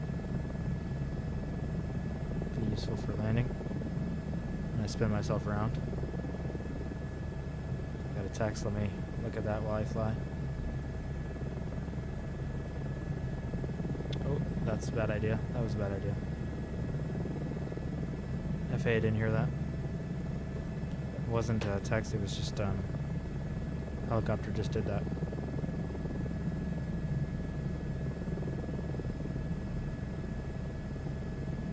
Nothing happened. Alright, we're almost there. I wonder what town this is. I will know as soon as I land. So I'll be able to check my spreadsheet to see what airport we're at. I know it's just called Yellowstone Airport, but what town the airport's actually in. So we were at Bozeman Yellowstone Airport, now this is Yellowstone Airport, and then we're flying to Yellowstone Regional Airport. Oh, it's the Yellowstone Airport. Okay, it looks like it's a little to our right. Oh, I can see the plane right there. Perfect. We're not talking any controllers, any rules. We're just coming in. Taxiway. Hey, buddy. Wonder who that is. Alright, let's lower this power a little bit.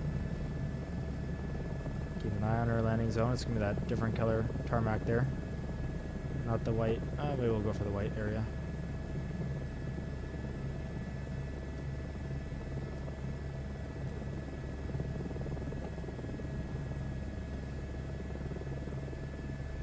Lower the power soon enough. Oh, now I'm lowering it a little bit too quickly. That's always what happens, and I always slam the ground, so let's raise that. But you have to raise it gradually, so that'd be too late. If I'm raising it gradually, yeah, boom. It's not like other video games where you just raise it and then you have power again. Once you go too low and you're descending quick, it's the end of it sometimes. Difficult. Let's try to come over here with this other helicopter. We got someone flying just by right there. Let's try to make this a softer touchdown. Now the ground effect is serious. It's pulling me down. When I went down there, all I did was raise the power, and it brought me down like that. Obviously saved herself from hitting the ground, but it's so much harder than, non-flight games like GTA. There we go. That was soft. A bit sketchy. Let's bring the power all the way down and switch to cyclic over to idle here. And do Control Shift E for the easy shutdown. Alright, buddy, you're gonna walk up on us like that already. Perfect. We made the flight. That was a long flight too. I'm happy with that. Butter. Thank you, Bubba. The third landing was butter.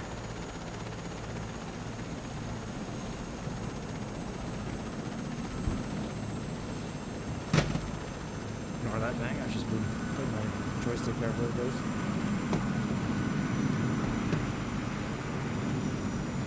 Wow, that is awesome. Need a screenshot of that.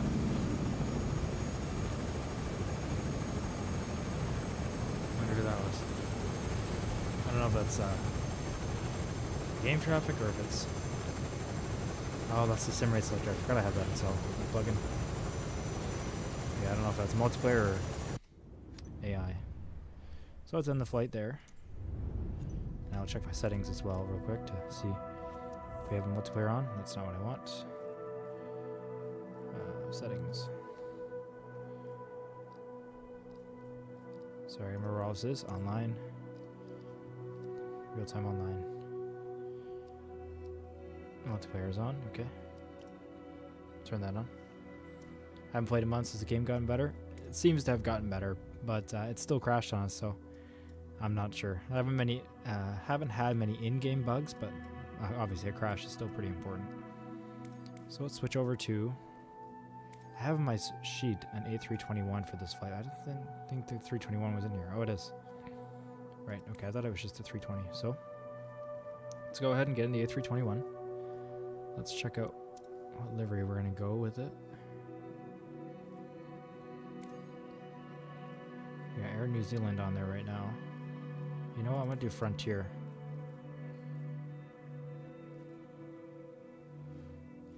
For doing flight sim so much, I haven't been on many flights in real life, and I've only been on an A320 from Frontier multiple times, so it's a little bit like what I did, but not quite.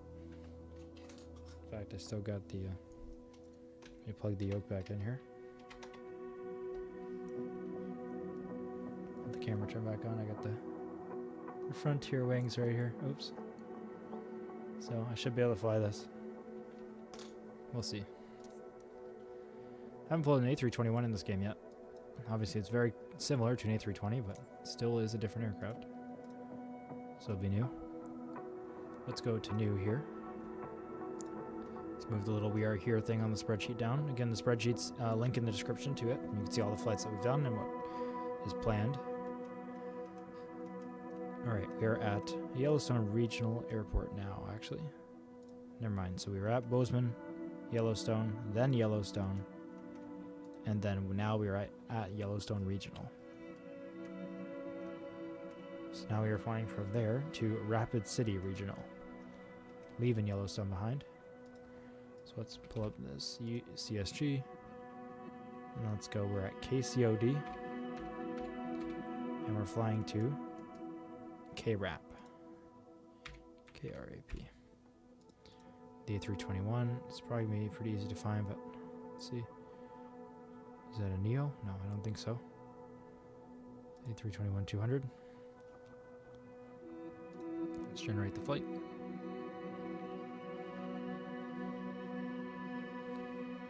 And it wants us on runway 32, and then we're just going to quickly pull up Navigraph and make sure 32 is ILS. Or see if they have ILS, and if they do, I'll switch it to that. If it isn't, that's fine. Unload that flight and import the new one.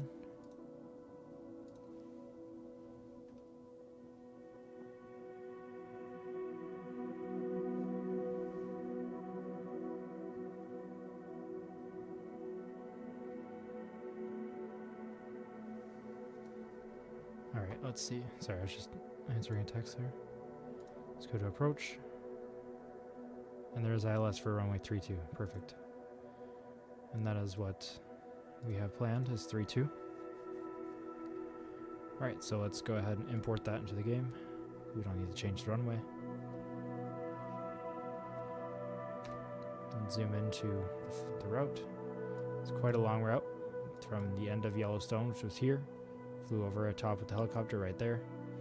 We're headed over to Rapid City now, which is in Wyoming. I believe WY must be. Alright, let's find a gate here. Basically right for where we landed. And start. We're going to do the full start procedure, as we always do. And at least it's an Airbus. It's something I'm more familiar with than an Airbus helicopter.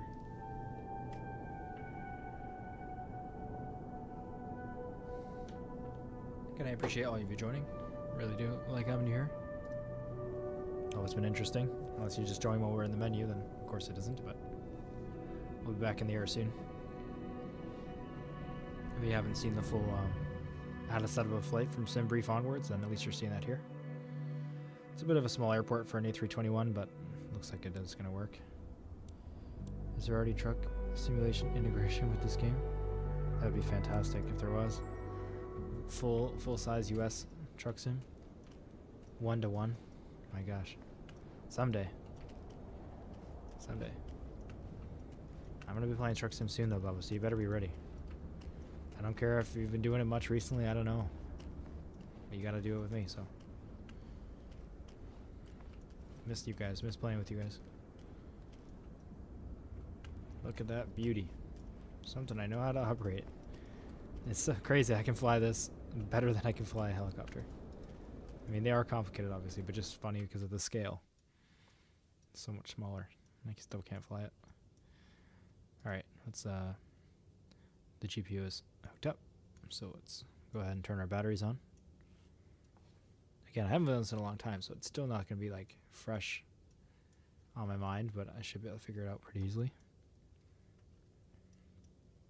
Okay, external power on. So everything can click on here. Do its tests. There we go. Now battery 1 and 2 on. Let's get the nav starting to align. Let's get the crew supply oxygen on. Let's go ahead and check our lighting. Your seatbelt signs and no smoking on. Arm the emergency lights. And turn our nav and logo lights on. And all the screens are on the self-test. We have ground power units, so we don't need to worry about the APU. Now let's make sure, now that we're in the game, that multiplayer is on. In case any of you want to fly nearby, you can come around. Yeah, real-time online, live weather, multiplayer. We're on live time, everything, so we are at KRAP right now, if you want to come by. No, we're at, sorry, KCOD. We're flying to KRAP. We got, what frontier do we have? We got Quinn the Great Curacao. Not sure I'm saying that right, but nice bird. Love it. Alright, whoa. Okay, navs are aligning, so we know that's working. Let's go ahead and go to our payload and get that set up. That's fine. I didn't mean to click on that. We'll click SimBrief so it loads in. Incorrect aircraft type. Fantastic. So it isn't the A321, the one I selected, but let's quickly go to edit and see if it is the other one. If it doesn't work still, I can easily just put the weights in, but it'd be nice if it could do it for me. So maybe this is an A321 Neo. Oh, that's an A320. Oh, sorry, that is the right A321 Neo. Edit. 251N, generate.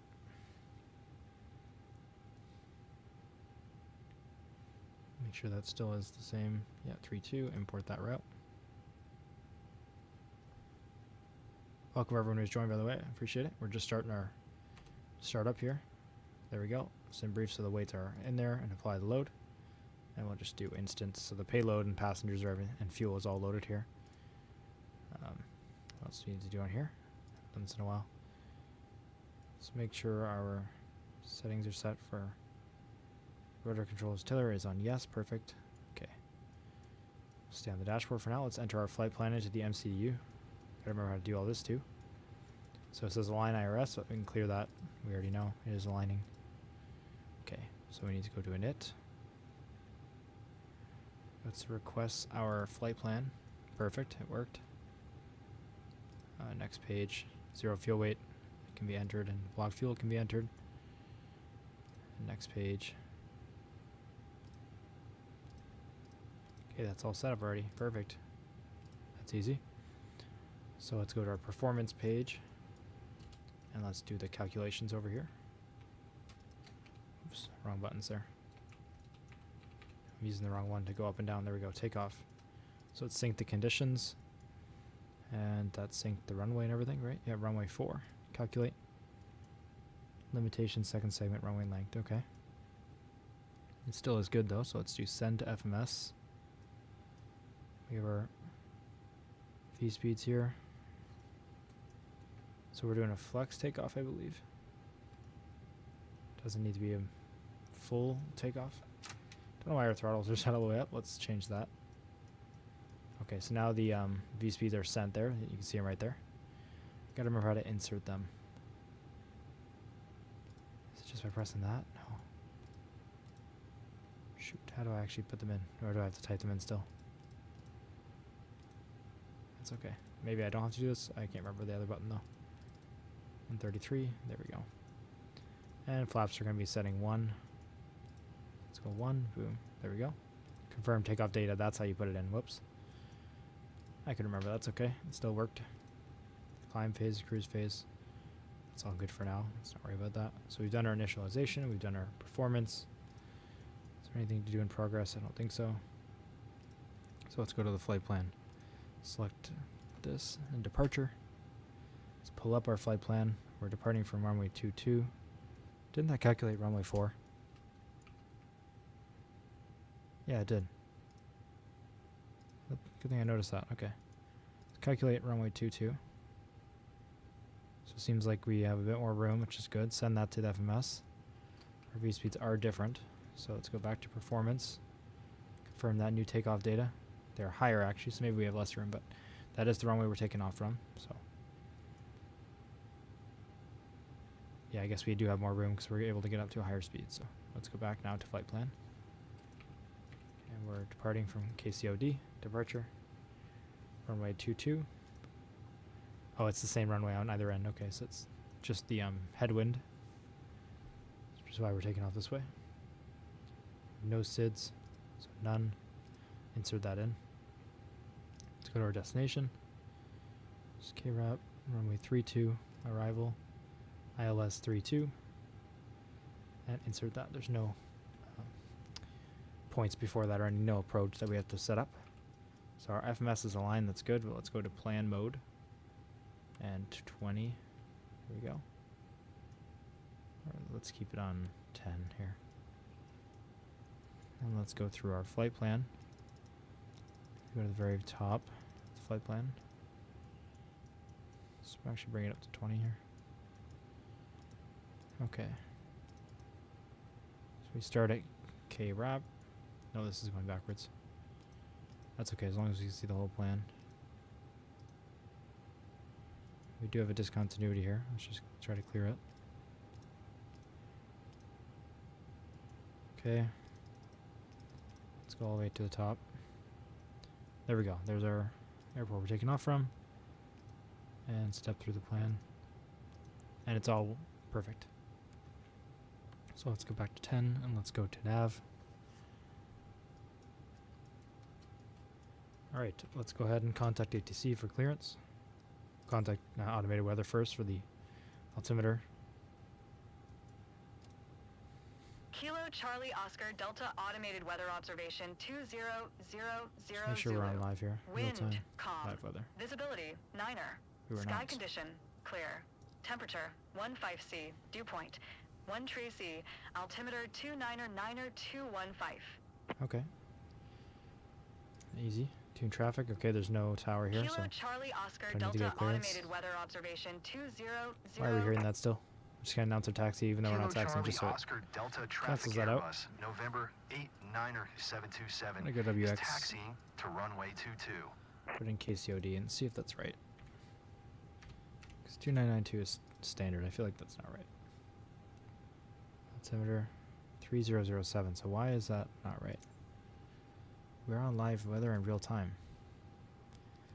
Maybe we weren't when I clicked on the automated weather. So we'll use the actual numbers here. 3007 for here. Turn the flight directors on. Make sure this is set to the same thing. 3007. Perfect. We don't have to worry about clearances, so let's just go back to viewing our flight plan and set our altitude here to our cruising altitude of 31,000 feet. All the way up 31,000. And then finally, let's go to our charts. and view the runway heading. Dismiss, unload. We're going to import this flight right here. There's the flight. Let's select an approach because we are doing ILS runway 32 right here. Is that point on our Helta, transition Helta it is, so let's add that to our route. Okay. And what was I doing here? Setting runway heading right. We're taking off runway 22, so it's 221. So let's set the heading here to 221.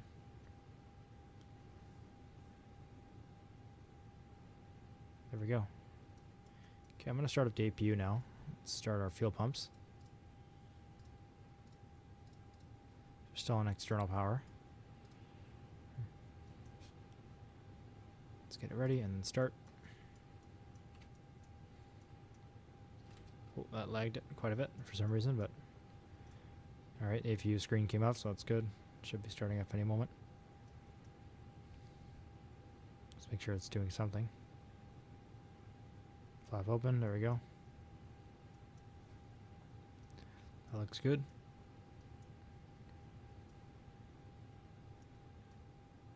Let's close that there. We have our payload done. Let's just run through the checklist on the side here while the APU starts up. I can hear it now, there we go. Okay, our APU's on. We're going to turn the bleed on after. Looks like that's, yeah, a lot of things we need to do to get going.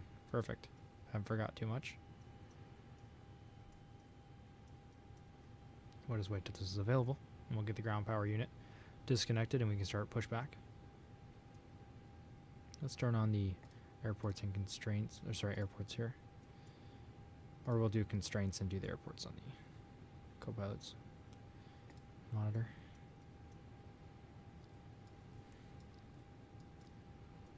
Is it ready? Nope. Just about.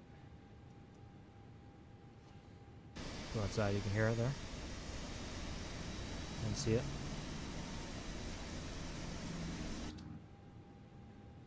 Available, perfect.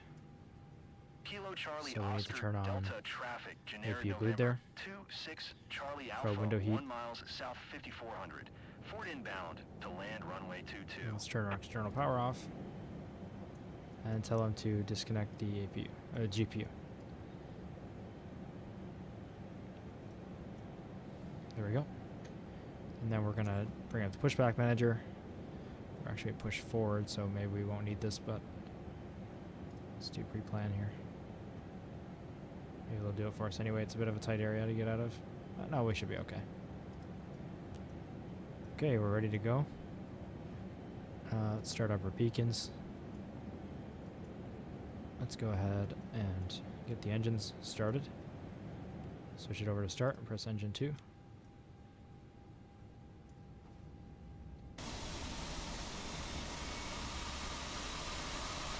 Come on guys, get out of the way. Time to go.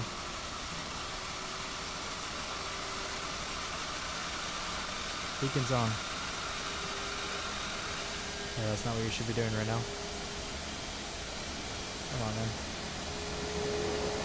Check our flight controls.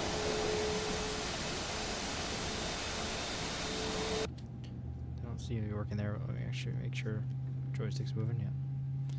It is, it's all that matters. Rudder pedals. Good to go. Perfect. How's engine 2 looking?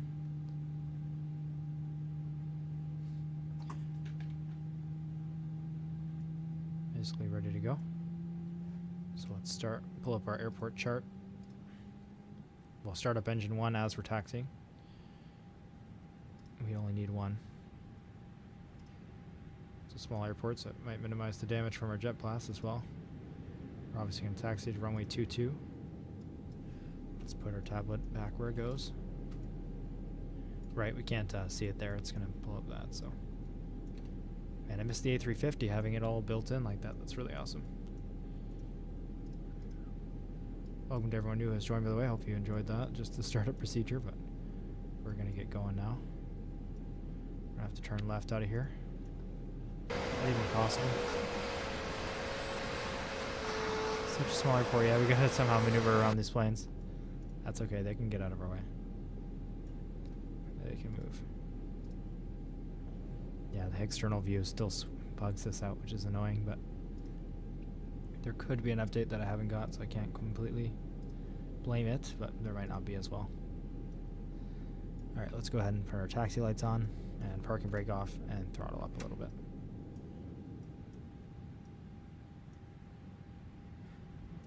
Oh, reverse thrusters are on.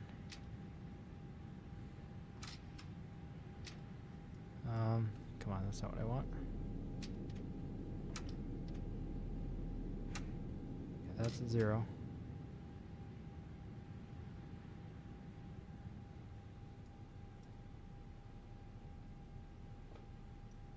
We are moving now. Okay, good. Let's flip on the other engine.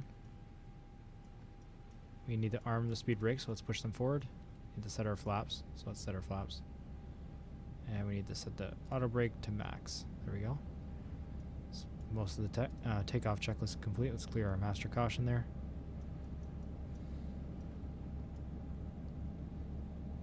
Switch those guys over to nav mode. So we want to use that monitor to see airports around us. Nav mode and 40. Might be clipping that building, but we're going to ignore that. Let's hope we're not. Let's go ahead and lock the cockpit door. Okay.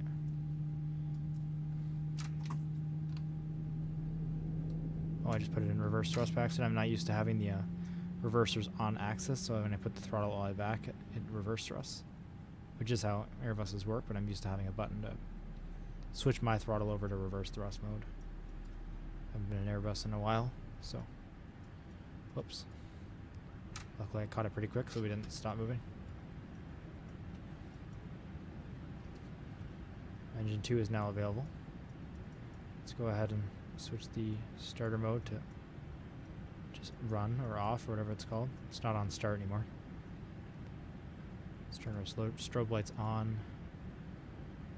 Let's go ahead and turn the APU off. The engine bleed is automatically on, right? Yep. You can only turn it off. Okay. So let's turn the APU off and APU bleed off. Now we don't need it anymore. Now let's go ahead and turn our runway turn off lights on. Turn our nose light to take off, so a lot more light. Not that we need it. And we'll turn our landing lights on when we get closer. Let's announce our taxi. Kilo Charlie Oscar Delta Traffic Airbus. Technically already did, but we'll do it again. 727 is taxiing to runway 22. Perfect. Everything is going well so far.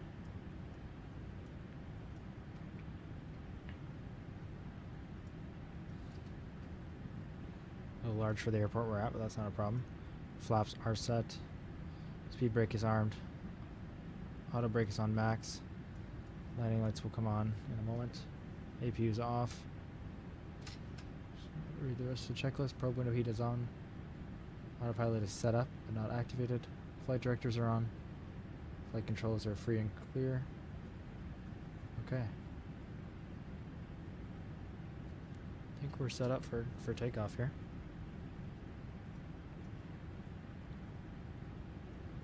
Just gotta go to the very end. Is any warnings on here? Predicted wind shear is off. That's okay. Turn the panel brightness down a bit.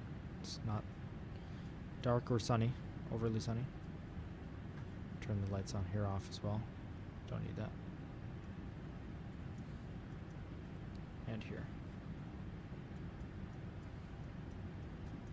Save those for when we need them. Do we have the V speeds on the tape here? We do. Okay.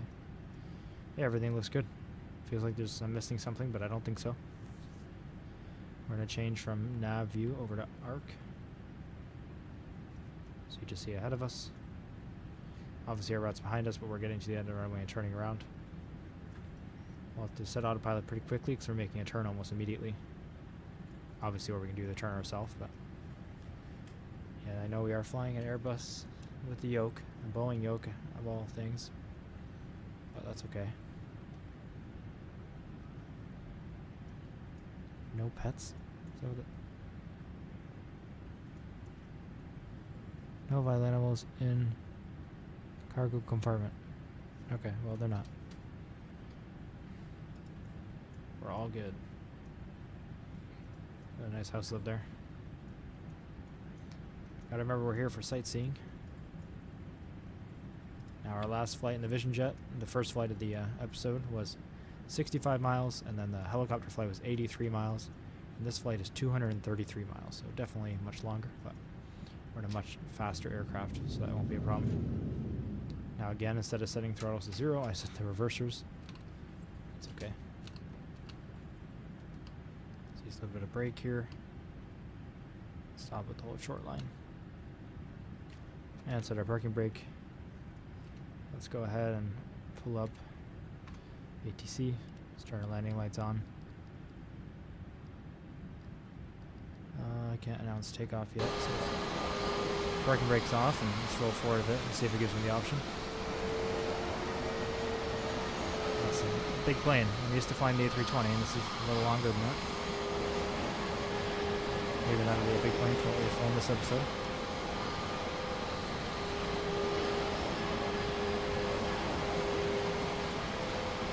There we go. Now let's take off. That's not an option.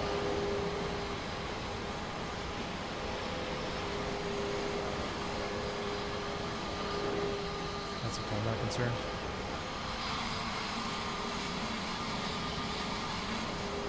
Looks clear to me. Frontier does operate in this area quite a bit too, so it's kind of realistic.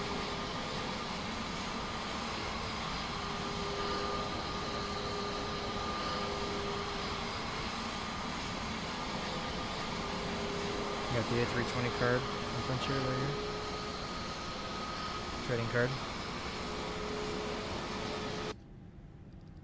Let's take off remaining pattern. There we go. Kilo Charlie Oscar Delta Traffic Airbus, November 89727, Let's go right from the roll off. Let's bring the throttle up to about 50%. Oh, that sounds so cool. Uh-oh. My rudder controls are not working. Now they are, okay. And let's just go full power, because we just wasted a little bit of runway. I think this was okay to do a flex takeoff, but we're going to do a full power takeoff.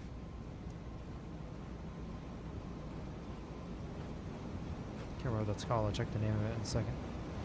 Toga, right, that's what it's called. Take off, go around, thrust.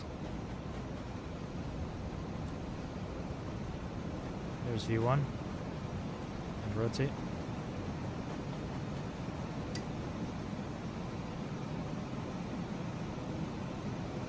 And it's positive rate, gear up. We are going to turn on AP1 immediately here and go into nav mode.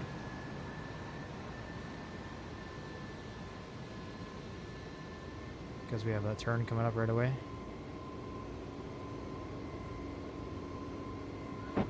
We're going to go and manage climb too. We're going to go ahead and set our flaps to 0. I think I was on flaps 2 instead of flaps 1 by accident, but that's okay. Doesn't matter at this point now. So we're still at toga thrust. Once we start making this climb and I know we're all good, I'll switch it over down to climb thrust. Let's go ahead and set up our TCAS, which I forgot to do. If I remember how to do that. This is the new system that's not on the A320. So, let's... crap, I gotta remember how to do it on here. I think it's just that button. TCAS. It's not like a dial on the other one.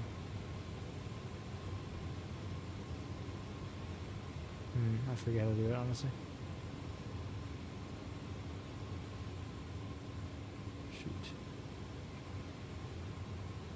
Let's not worry about it right now. Okay, the turn's going well. We're climbing quickly, so let's bring it down to climb thrust.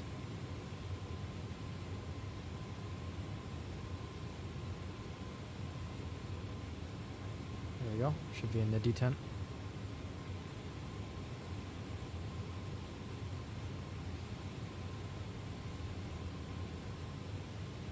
100 or over 10,000, so it can go above 250. You can see it was stopping itself at 250 there, but it just passed over 10,000.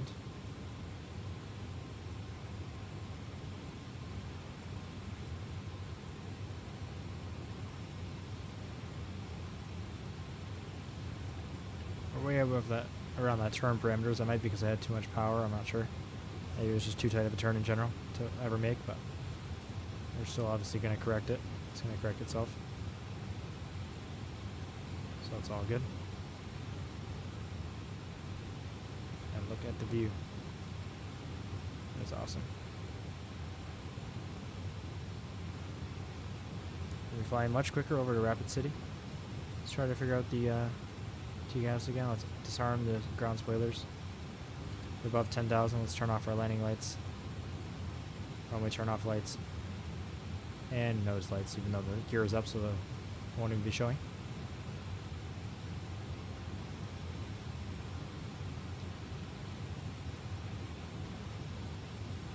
Climb at 3,700 feet per minute, which is pretty good.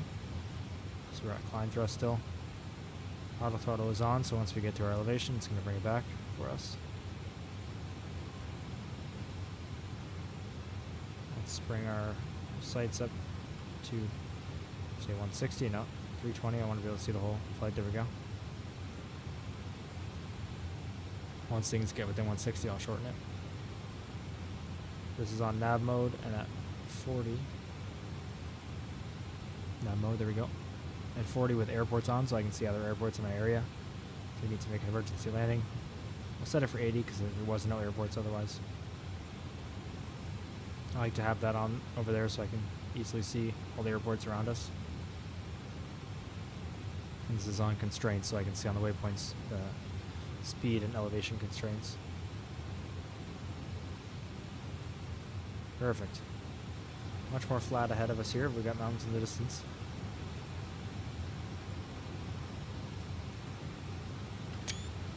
Let's take a screenshot though, because it's from our next flight. We need at least one per flight, so we don't miss out on anything. Oh, we can see the winglets from in here. Cool.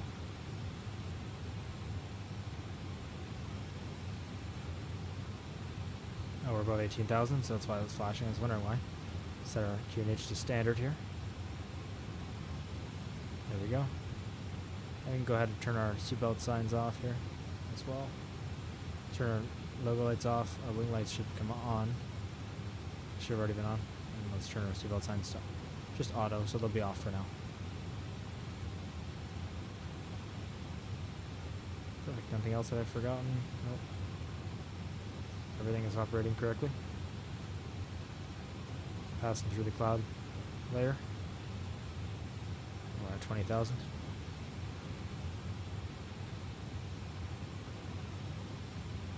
Turn off the camera here because there's not much to see, and I'm going to start up the little overlay for you guys, progress bar. One moment. It's going to take a second to launch for me to put the information into it. Get you a better view here.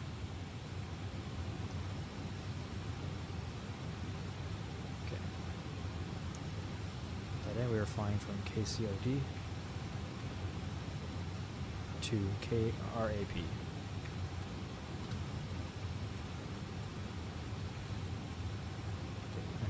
Turn it on.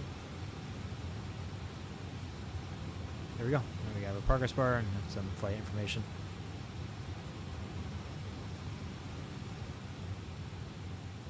And this is game. It's like seeing all this is just like playing it for the first time again. It's so fun.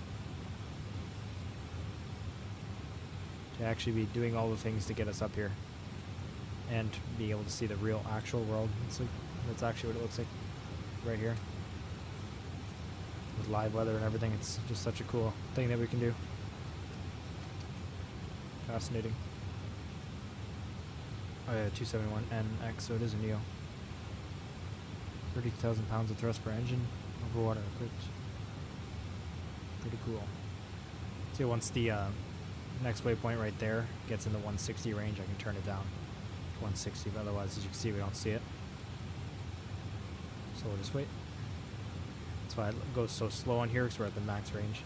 So we are going pretty quick. we're still climbing. We're still going by a ground speed of 427 knots. It's only going to go up once we reach our elevation.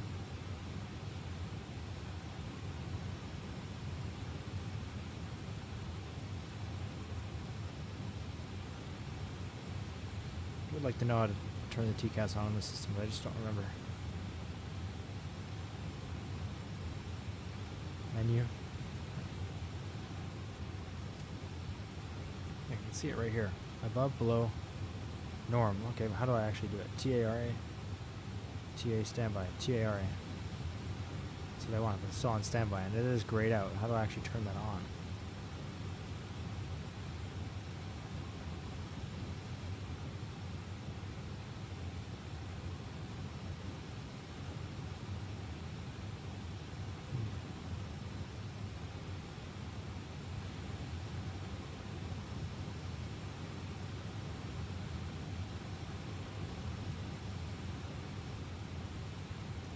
Let's see. I don't know. I can change all the settings on it. That's what I want.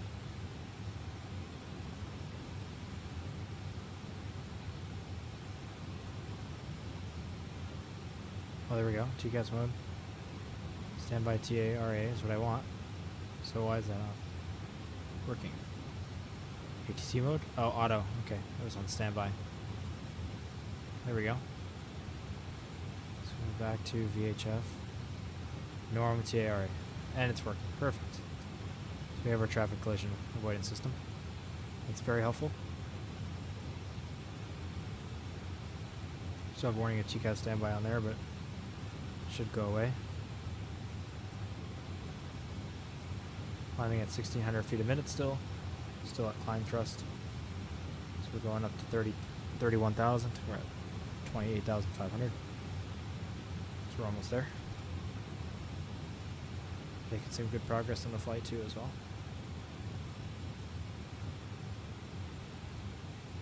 31,000 is going to be quite a bit of time to descend, so we won't be at our cruising altitude for too long. Gotta make sure I set everything up in the approach correctly. Did not happen with the Vision Jet.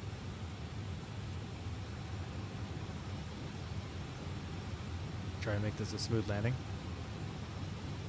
Just such beautiful views. Hope you guys are all enjoying it. Appreciate you joining the stream, especially if you're new here. If you're new to the series, we're touring the entire world, as it kind of suggests in the name. We've done all of the southern half of Canada, from east to west, and now we're going from west to east in the northern half of the U.S. So we're leaving the Yellowstone area now, or flying to Rapid City, Wyoming. Or no, South Dakota, sorry. We were in Cody, Wyoming, in the Yellowstone Regional Airport, and now we're flying to Rapid City, South Dakota. So we're landing at least one airport per state, but we definitely hit more than one per state so far. Except for in Wyoming, I guess. Just because we're trying to see any landmarks or anything that's important to see along the way. We're not skipping things. But in the less interesting areas where there's not visible landmarks from planes, then we're just hitting at least minimum one airport, and probably in the biggest city in the state, just to be able to see it and see the airport. It's a true full world of sightseeing. Especially once we get to across the ocean, that'll be a lot of fun. We're out of North America. Just because everything obviously is going to look so different, but we have a lot of episodes to go for North America. Don't want to skip through it just because I'm excited to see the rest of the world. There's a lot North America has to offer as well. I know a lot of my viewers aren't from here as well, so it kind of lets you see the sights. Not as good as in person, but better than nothing. It's very crazy that we can do this at all in any game. Alright, we're at 31,000. And our throttles will come back a bit. Let's go ahead and increase our speed manually that we want. It's not showing up there.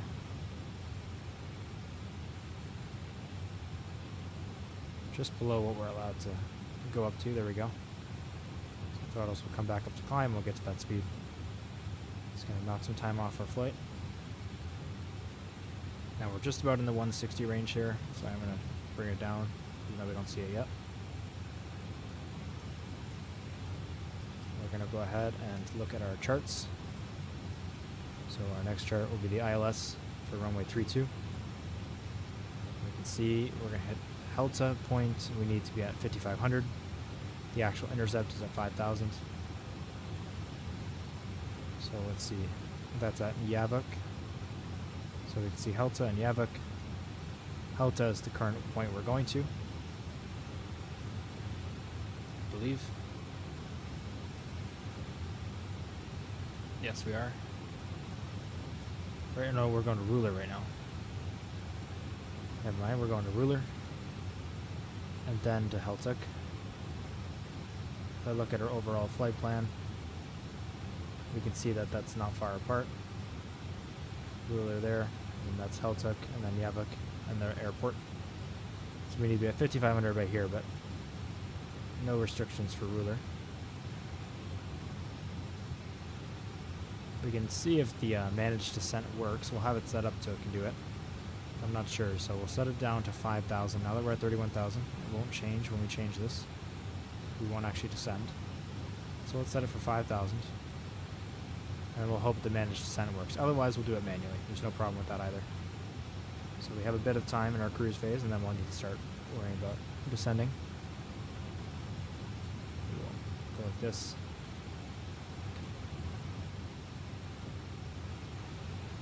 We'll do the calculation for where it should be as well in case it doesn't start descending. I think it's a little dot of the top descent there, but we'll see if it actually works. I haven't had much luck in the Airbuses, but doesn't mean it won't work this time.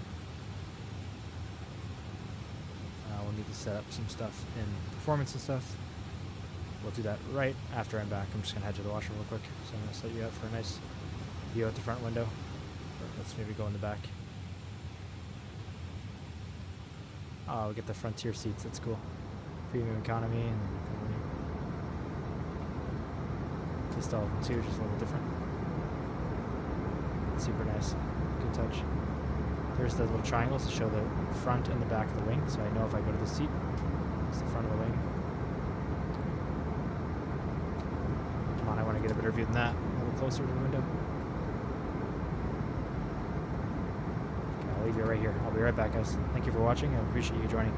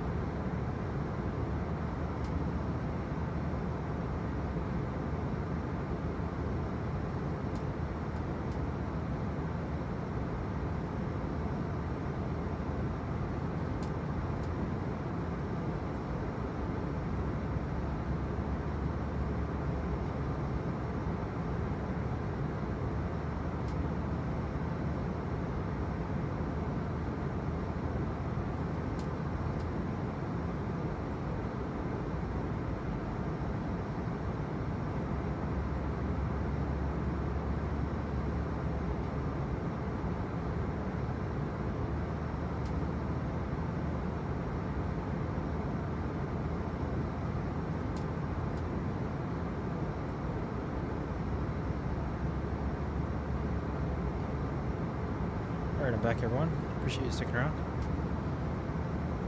Just see a little movements and little aileron movements of the autopilot. Little corrections. Look at that view. This is so cool. Take another picture of the wing here.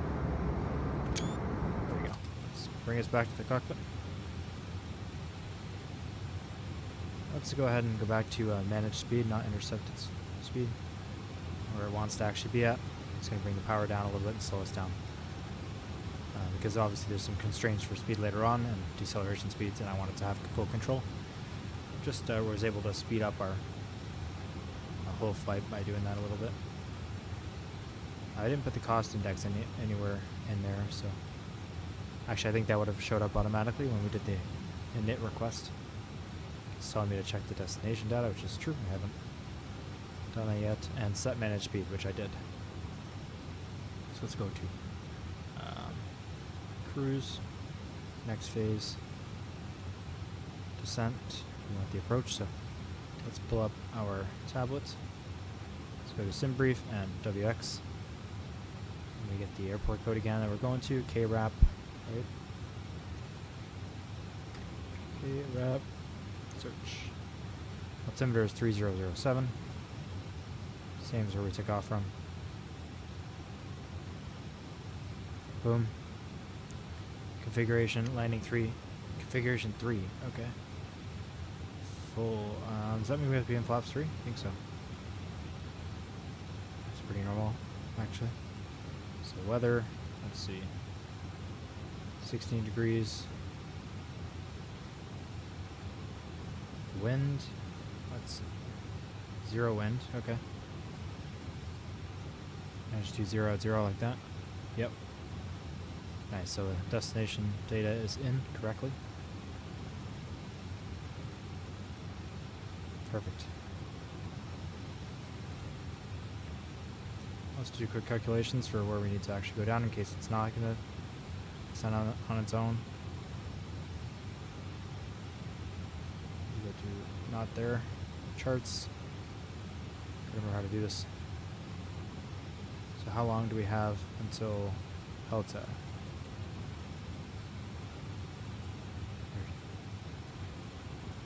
Say Yavik. We have 5,000, so 31,000 minus 5,000. Times 26. We're going to lose 26,000. And how many miles? 6 miles.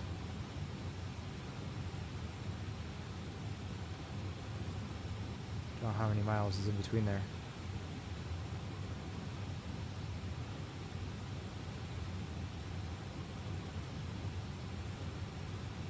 Let's see if I can see in here. Flight plan.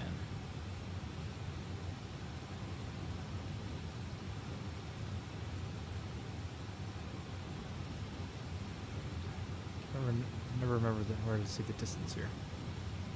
Altitude.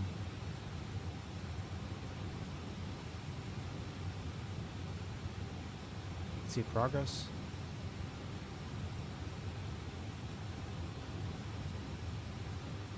Okay, if I do flight plan, if I go down to Yavik.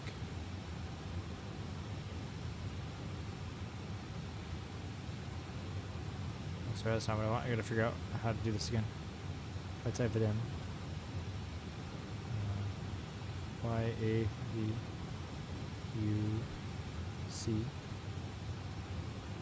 Like this, I think it should tell me. Yeah. 126 miles, okay. So I have 26,000 feet to lose. Times 3. I need 78 miles, so we definitely have time. I would like to know the distance between those 2 points. So what I should be at by ruler. It's saying I'm going to be at ruler at 31,000 feet and not start the descent at all. It seems like I don't think I can descend that quickly afterwards. So we'll just keep this up to Yavik, I guess. When it gets at about 80 miles, we'll make sure we're starting our descent. If we're not, that's fine. Like if it hasn't started automatically, we'll do it. But for now, we'll just leave it. Now that I know all that's set up, I'm not too worried about intervening with the speed again. Just bring it up a little bit faster. It does make a slight difference.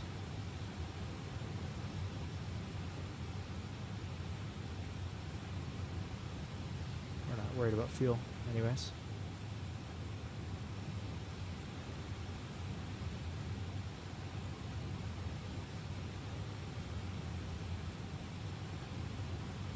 You guys are all doing well. Appreciate you joining. We got 6 of you here now. It's great to be able to enjoy the views with you.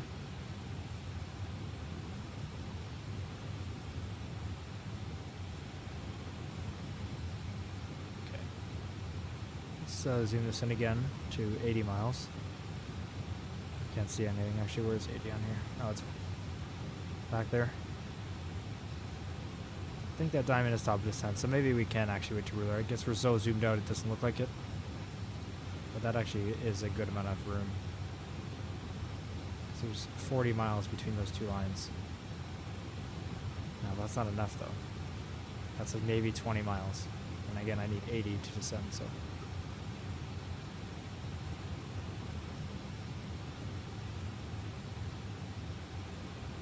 So to ruler, I have 93 more miles.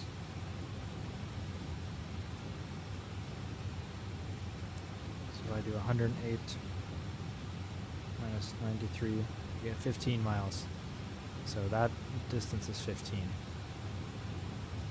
Plus 6 miles.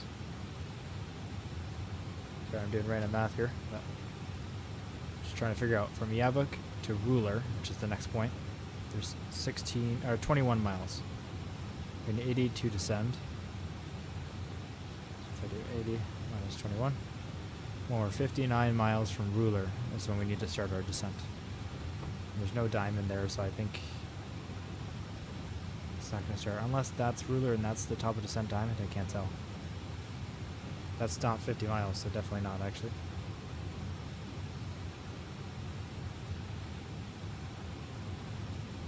So when this is at like, I think I said 59.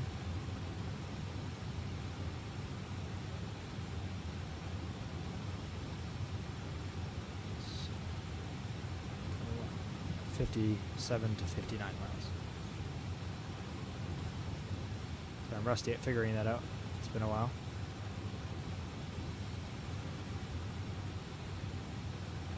So we're almost ready to start. 80 miles. Maybe we'll do about 25, 30 more. We start descending. Just enjoy the view for now. Won't be too long.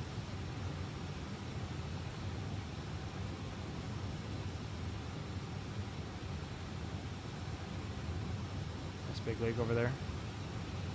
So I believe this is South Dakota that we're flying to. Then we're going to head north after that to North Dakota on our next flight. I don't think we'll be doing that flight in this stream, but we might. Let me see what's next, actually. No, after that is what was planned to be a helicopter flight to see Mount Rushmore, right? 15-mile there and 15-mile back to the same airport. And then would be a flight to North Dakota. We're going to be flying that in the Boeing C-17 because we're landing at a large Air Force base in North Dakota when we make that flight. So that'll be fun. Again, all our planned flights that we've done and what's in the future is in the spreadsheet link that's in the description. If you want to see the kind of the summary of each episode and all the pictures that we take along it, you can join the Discord and the link in the pinned comment and head to the Tour of the World channel, and that will get you all the content from these episodes. The extra content like the screenshots. You can make yourself feel like we're more of a part of the journey together. You can also make location suggestions in there, any airports you want to see specifically. I'll make sure to add them to my plans if I haven't already. Especially if you want to see your home airport or something, let me know. If it's anything major, like like LAX, we're going to see that anyways, but there's plenty of other things I know people want to see. Alright, let's bring this down to 80. 67, so we're almost going to start our descent here.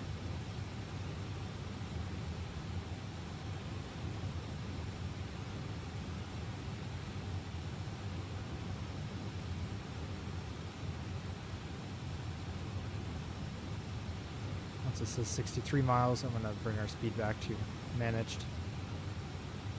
So when we start our descent, I can do the calculation of the feet per minute correctly. There we go, managed speed. get ready to do that, we're going to start slowing down a little bit here.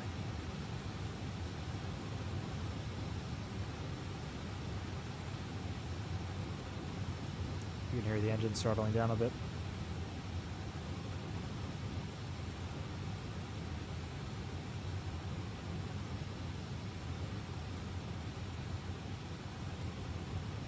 There we go. Now we're at 59 miles, so we're going to start our descent.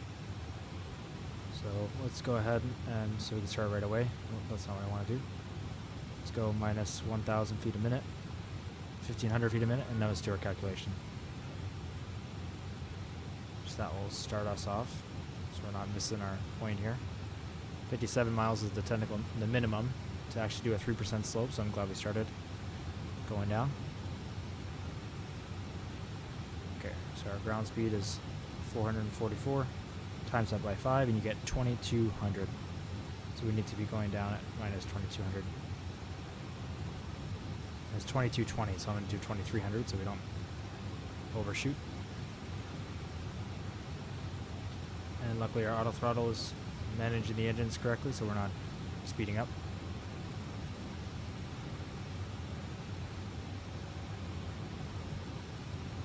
I'm going to bring the manual speed up again myself, not all the way to the red line like before, but I'm going to bring it up a little bit here, 300 knots.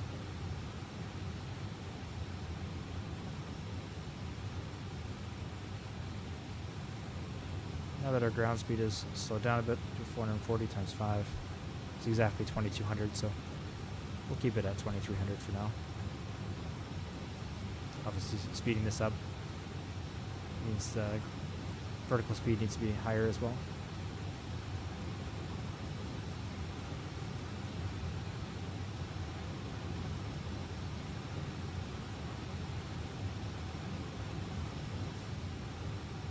We'll be able to make the actual calculations again and make sure we've gone down fast enough once we get to the next point. It's much easier once we get to ruler. Until then, I'm just trusting that my initial calculation, which took more work, was correct, but because I don't know what elevation we need to be at ruler. But hopefully this gets us close enough and then we can adjust it after. We can go down faster or slower if we need to.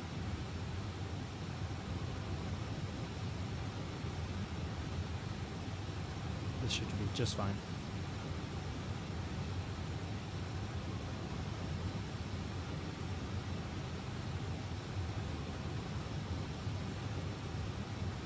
Seems like we're allowed to go a lot faster here, so let's bring that let's keep that at 300. You know what? Makes it easy to manage.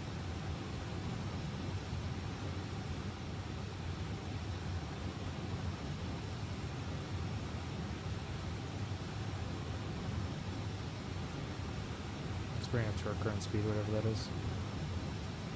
305.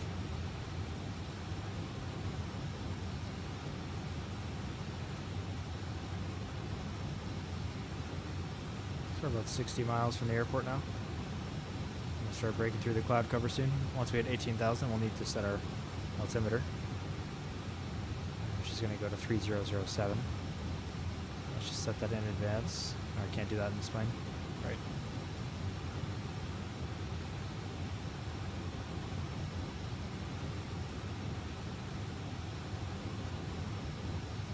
How much fuel do we have?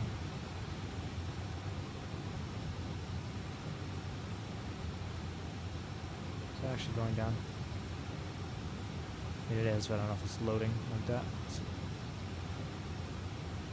5,033.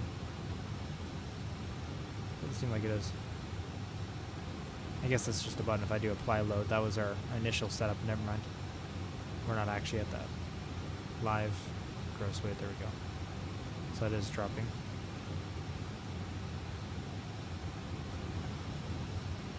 We don't need that open.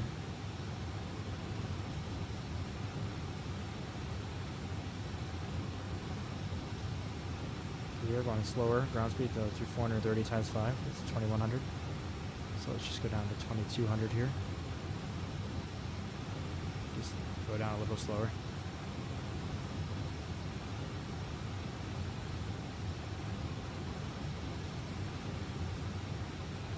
Almost at that 18,000 now.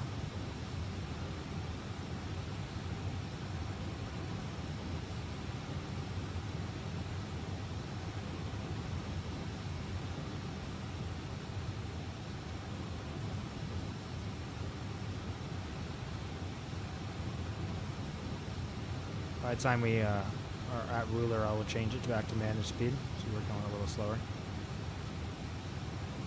Almost everything's within the 40-mile range now, so let's bring it down to 40.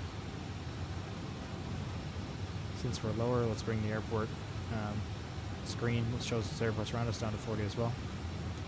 See the closer stuff.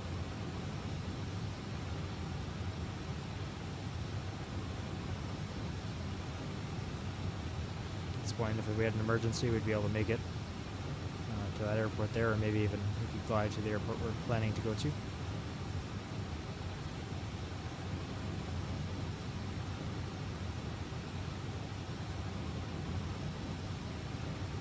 We don't have any speed constraints coming up soon. I guess below 10,000 we'll have 250, but that's about it. We don't actually have any constraints on here, just the normal rules.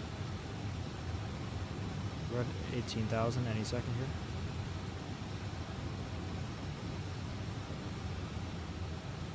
I usually do the recalculation multiple times when we're on our approach, and I haven't because it's a little more complicated with the multiple points, but once we hit ruler, again I'll recalculate the distance and see that if we're descending quickly enough.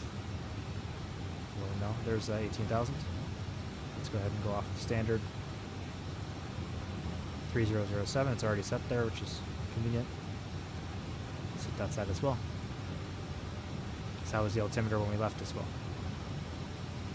Let's go ahead and check the weather now that we're on our approach. Make sure it hasn't changed. Refresh data.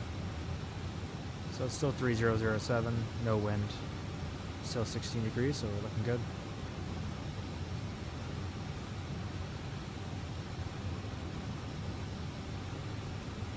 Now we're at 16,000 feet and just about at ruler. I'm going to switch back to managed speed, let the plane handle it. It wants to be going quite a bit slower at this point because it's almost at that 10,250 limit. So we'll let it do that. This way it slows down gradually, doesn't need to use the speed brakes or anything. Waste fuel. But having that speed and set higher manually is good. Got us there faster, obviously. Let's take our speed right now of 385 and times it by 5. We get 1900, so we can lower this now that we're going slower. It's 1925, so I'm going to set it for 2000. Slowing down even more actually, so I'm going to set it for 1900. It's being finicky. Oh my gosh, come on. 1900, there we go. The down arrow, please. There we go, down arrow. Perfect. We're just about at ruler. Let's flip the screen to 20 miles. About to be at 10,000, but I'll let it slow down manually. It's still got another 4,000 feet, and it does want to go less at 250 right now, so speed's creeping down. You can see that. As we slow down, we'll be able to descend less feet per minute, and I'll let it slow down faster. The engines are already at idle, so it can't do any more unless we use the speed brake. So now that we hit ruler, this is going to be where we got to figure things out quickly. We're making a turn. We're about to hit it. And we'll see, we're at, say, 13,000, and we need to be at 5. So we need to lose another 8,000 feet, which will take 24 miles. Now we have 19 miles till this, but we have another 6 there. So we are good to go. We have 25 miles and we need 24, so we're right on track. So if we take our speed of 340, times that by 5, it's 1,700, so we need to be going down at 1,700. So let's do 1,800, we'd rather be down early. Now we're just about at, almost at 10,000, we're still not at the 250 we need. But the engines are idle, so that's all it can really do.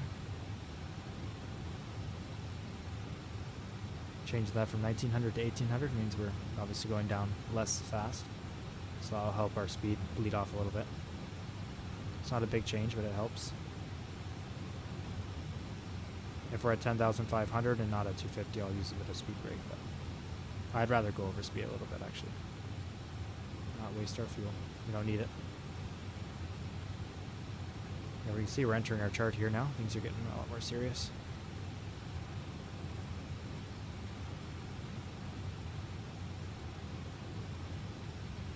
Everything should be set up generally, still nerve-wracking.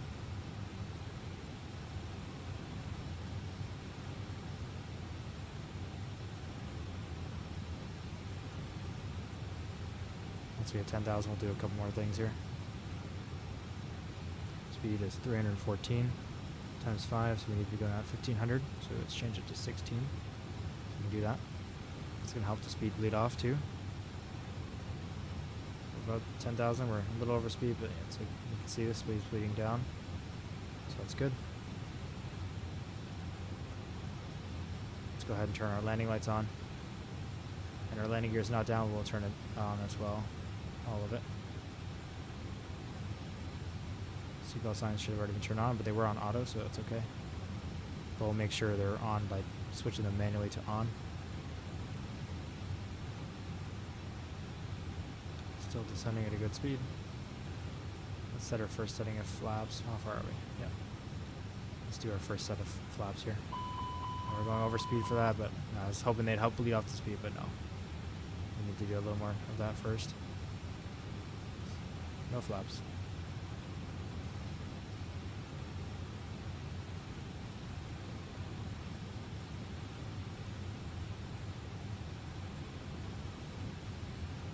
Make sure we'll do our final calculation of if we are going down fast enough once we hit this waypoint. So at Yavuk, we have to be at 5,000. I feel like we're not going down fast enough, honestly, but I don't know. Now we're going down faster than I'm telling it to, but we're on a turn. It's not trying to, it's just kind of happening.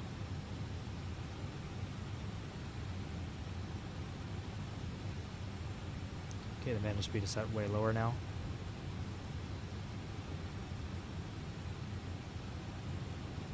Below 250. No, it's not good enough for a first stage of flaps, so. Might use a little bit of speed brakes. So Yavuk's at 3 miles. We have to be at 5,000, so we need to lose 2,000.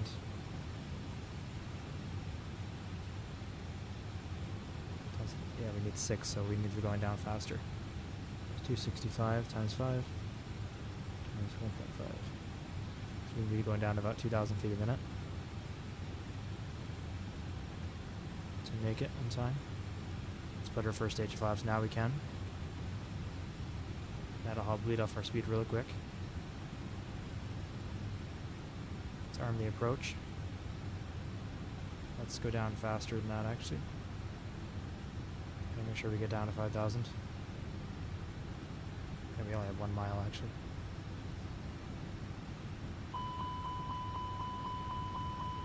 Let's use a bit of speed brakes to help us out here. We're in our second stage of flaps. We're well within our distance for gear. Not sure if we're going to slow down fast enough here. We're going to miss the ILS.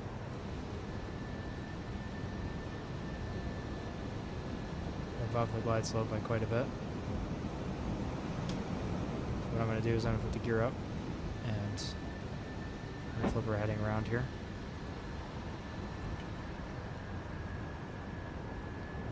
Take the arm the approach off. 2,500. I'm going to come back around. Did not get down quite fast enough, but let's fix this instead of missing the landing completely.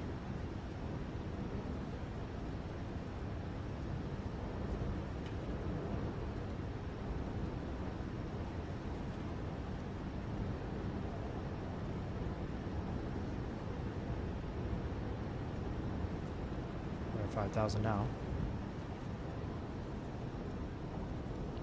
So let's go to hear this. Let's go direct flight plan. Let's go direct to Helta. No.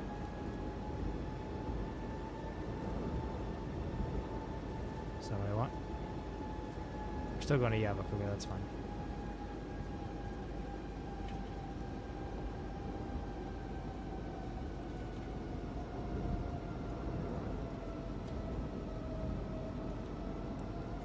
Not the best approach, but I haven't done it in a long time, so it's not too bad.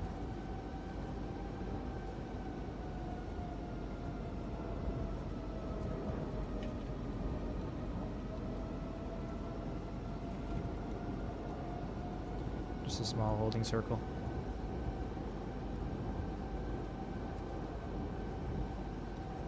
So back onto track here. Alright, time for my lunch. I'm going to go now. Glad you're back and hope you have a great listening. Thank you, Icho. Appreciate it. Really love having you watch it again. Hope you have a good lunch. a good rest of your shift as well. It's been a lot of fun being back and streaming again. So appreciate it. I'm glad you're enjoying as well.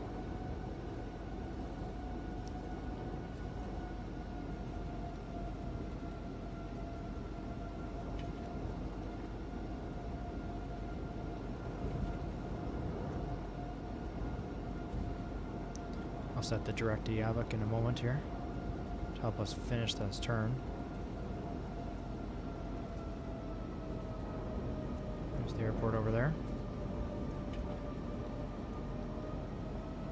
Only 1,500 feet off the ground, which is a little scary, but yeah, not actually at 5,000. Obviously, that's the altimeter, like the actual altitude, barometric altitude, not the radio altitude. So let's go here now to Yavok. Direct. I can type it in. Come on. Y-A-V-U-C. Direct to Yavok. There we go. And let's just make sure everything's still set up correctly. Flight plan. Yeah, we have a discontinuity now. Flight plan needs to be destination, arrival, ILS 32, insert. I don't know why that was off, but what is going on here? So, Yavok, direct to Yavok. There we go. All right, that was a little bit odd, but we're good. Going to Yavok. I don't know why it's in that weird line. It's not following the ILS correctly. Hopefully it just intercepts it first so it's not an issue. It's definitely not supposed to look like that. Let's put the gear down. Arm the approach. Let's go to performance. Approach is armed, activated.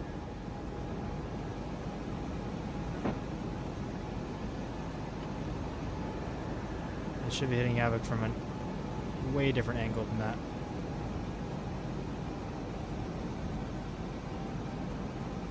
What was that runway heading? 324.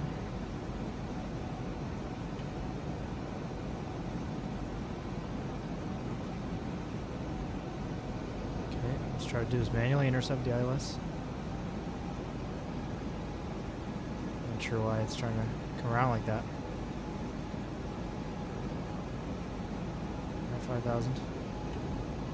Approach is armed.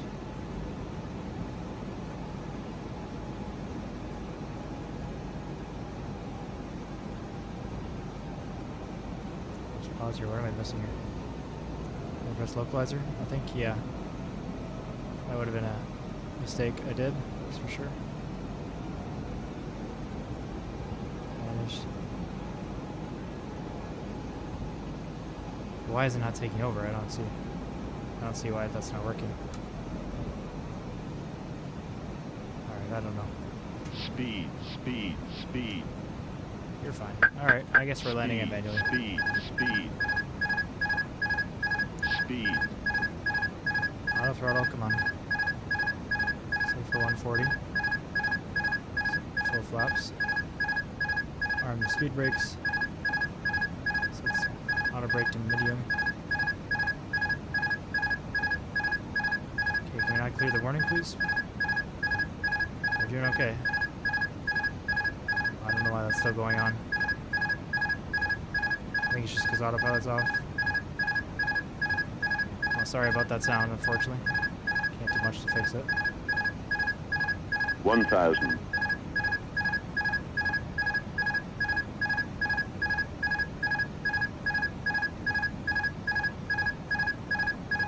This is not going to go well.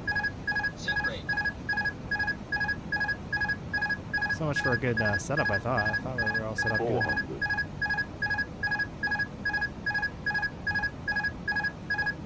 300. 200.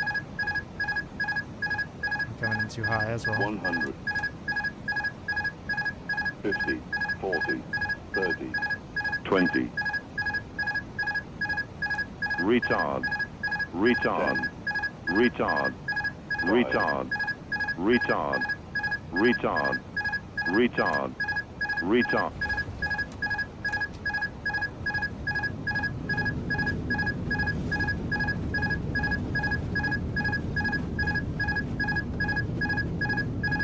That is annoying, isn't it? Reversals are fully on. Let's turn the reversals off. Now we're below 60. Yeah, alright. Thanks for just changing the tone. You can just stop having warnings now, please. That'd be great. I get it. Autopilot's off. It's okay.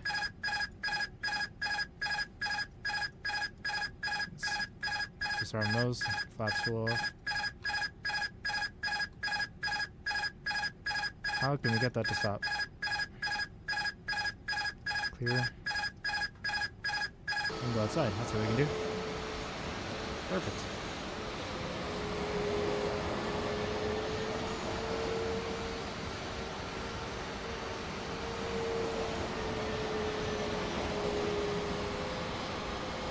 Well, it wasn't the best landing, but it worked.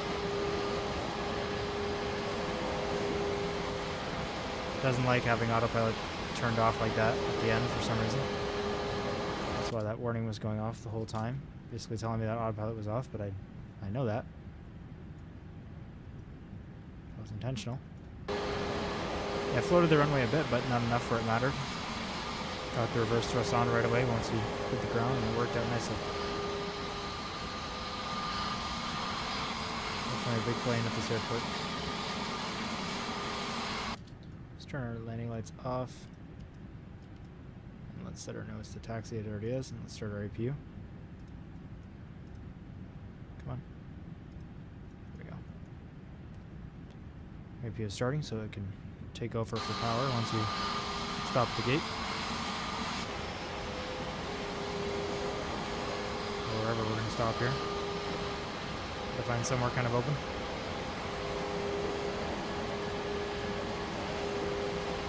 Probably not the taxiway we should be on, honestly.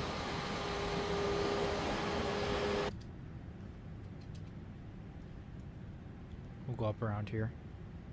Try to park over there.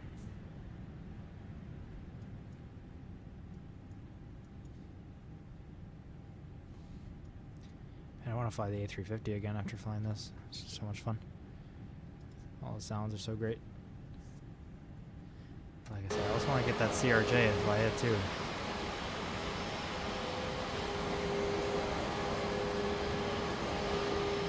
By Aerosoft.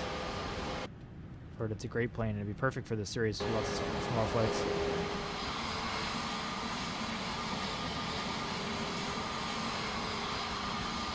We should have turned on this taxiway to begin with.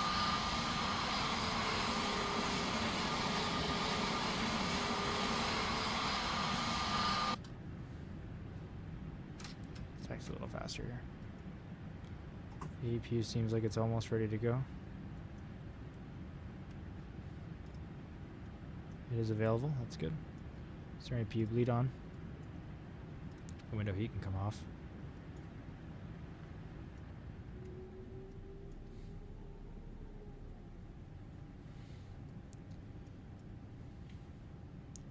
Where should we park? No, let's park in there. Big open area at the end. Oh, there are some gates over there. That's okay. We don't need to be at a gate. It's just us in here. We're just ferrying the aircraft.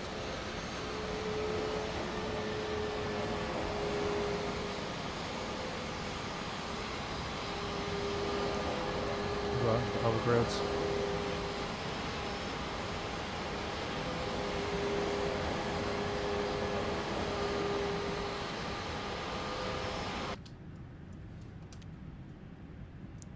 Let's bring throttles to 0 here. And APU is all ready, so we can just shut down the engines. Shut down 1.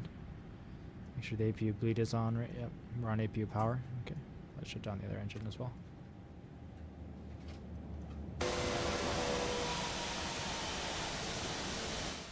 Pop out and watch them shut down.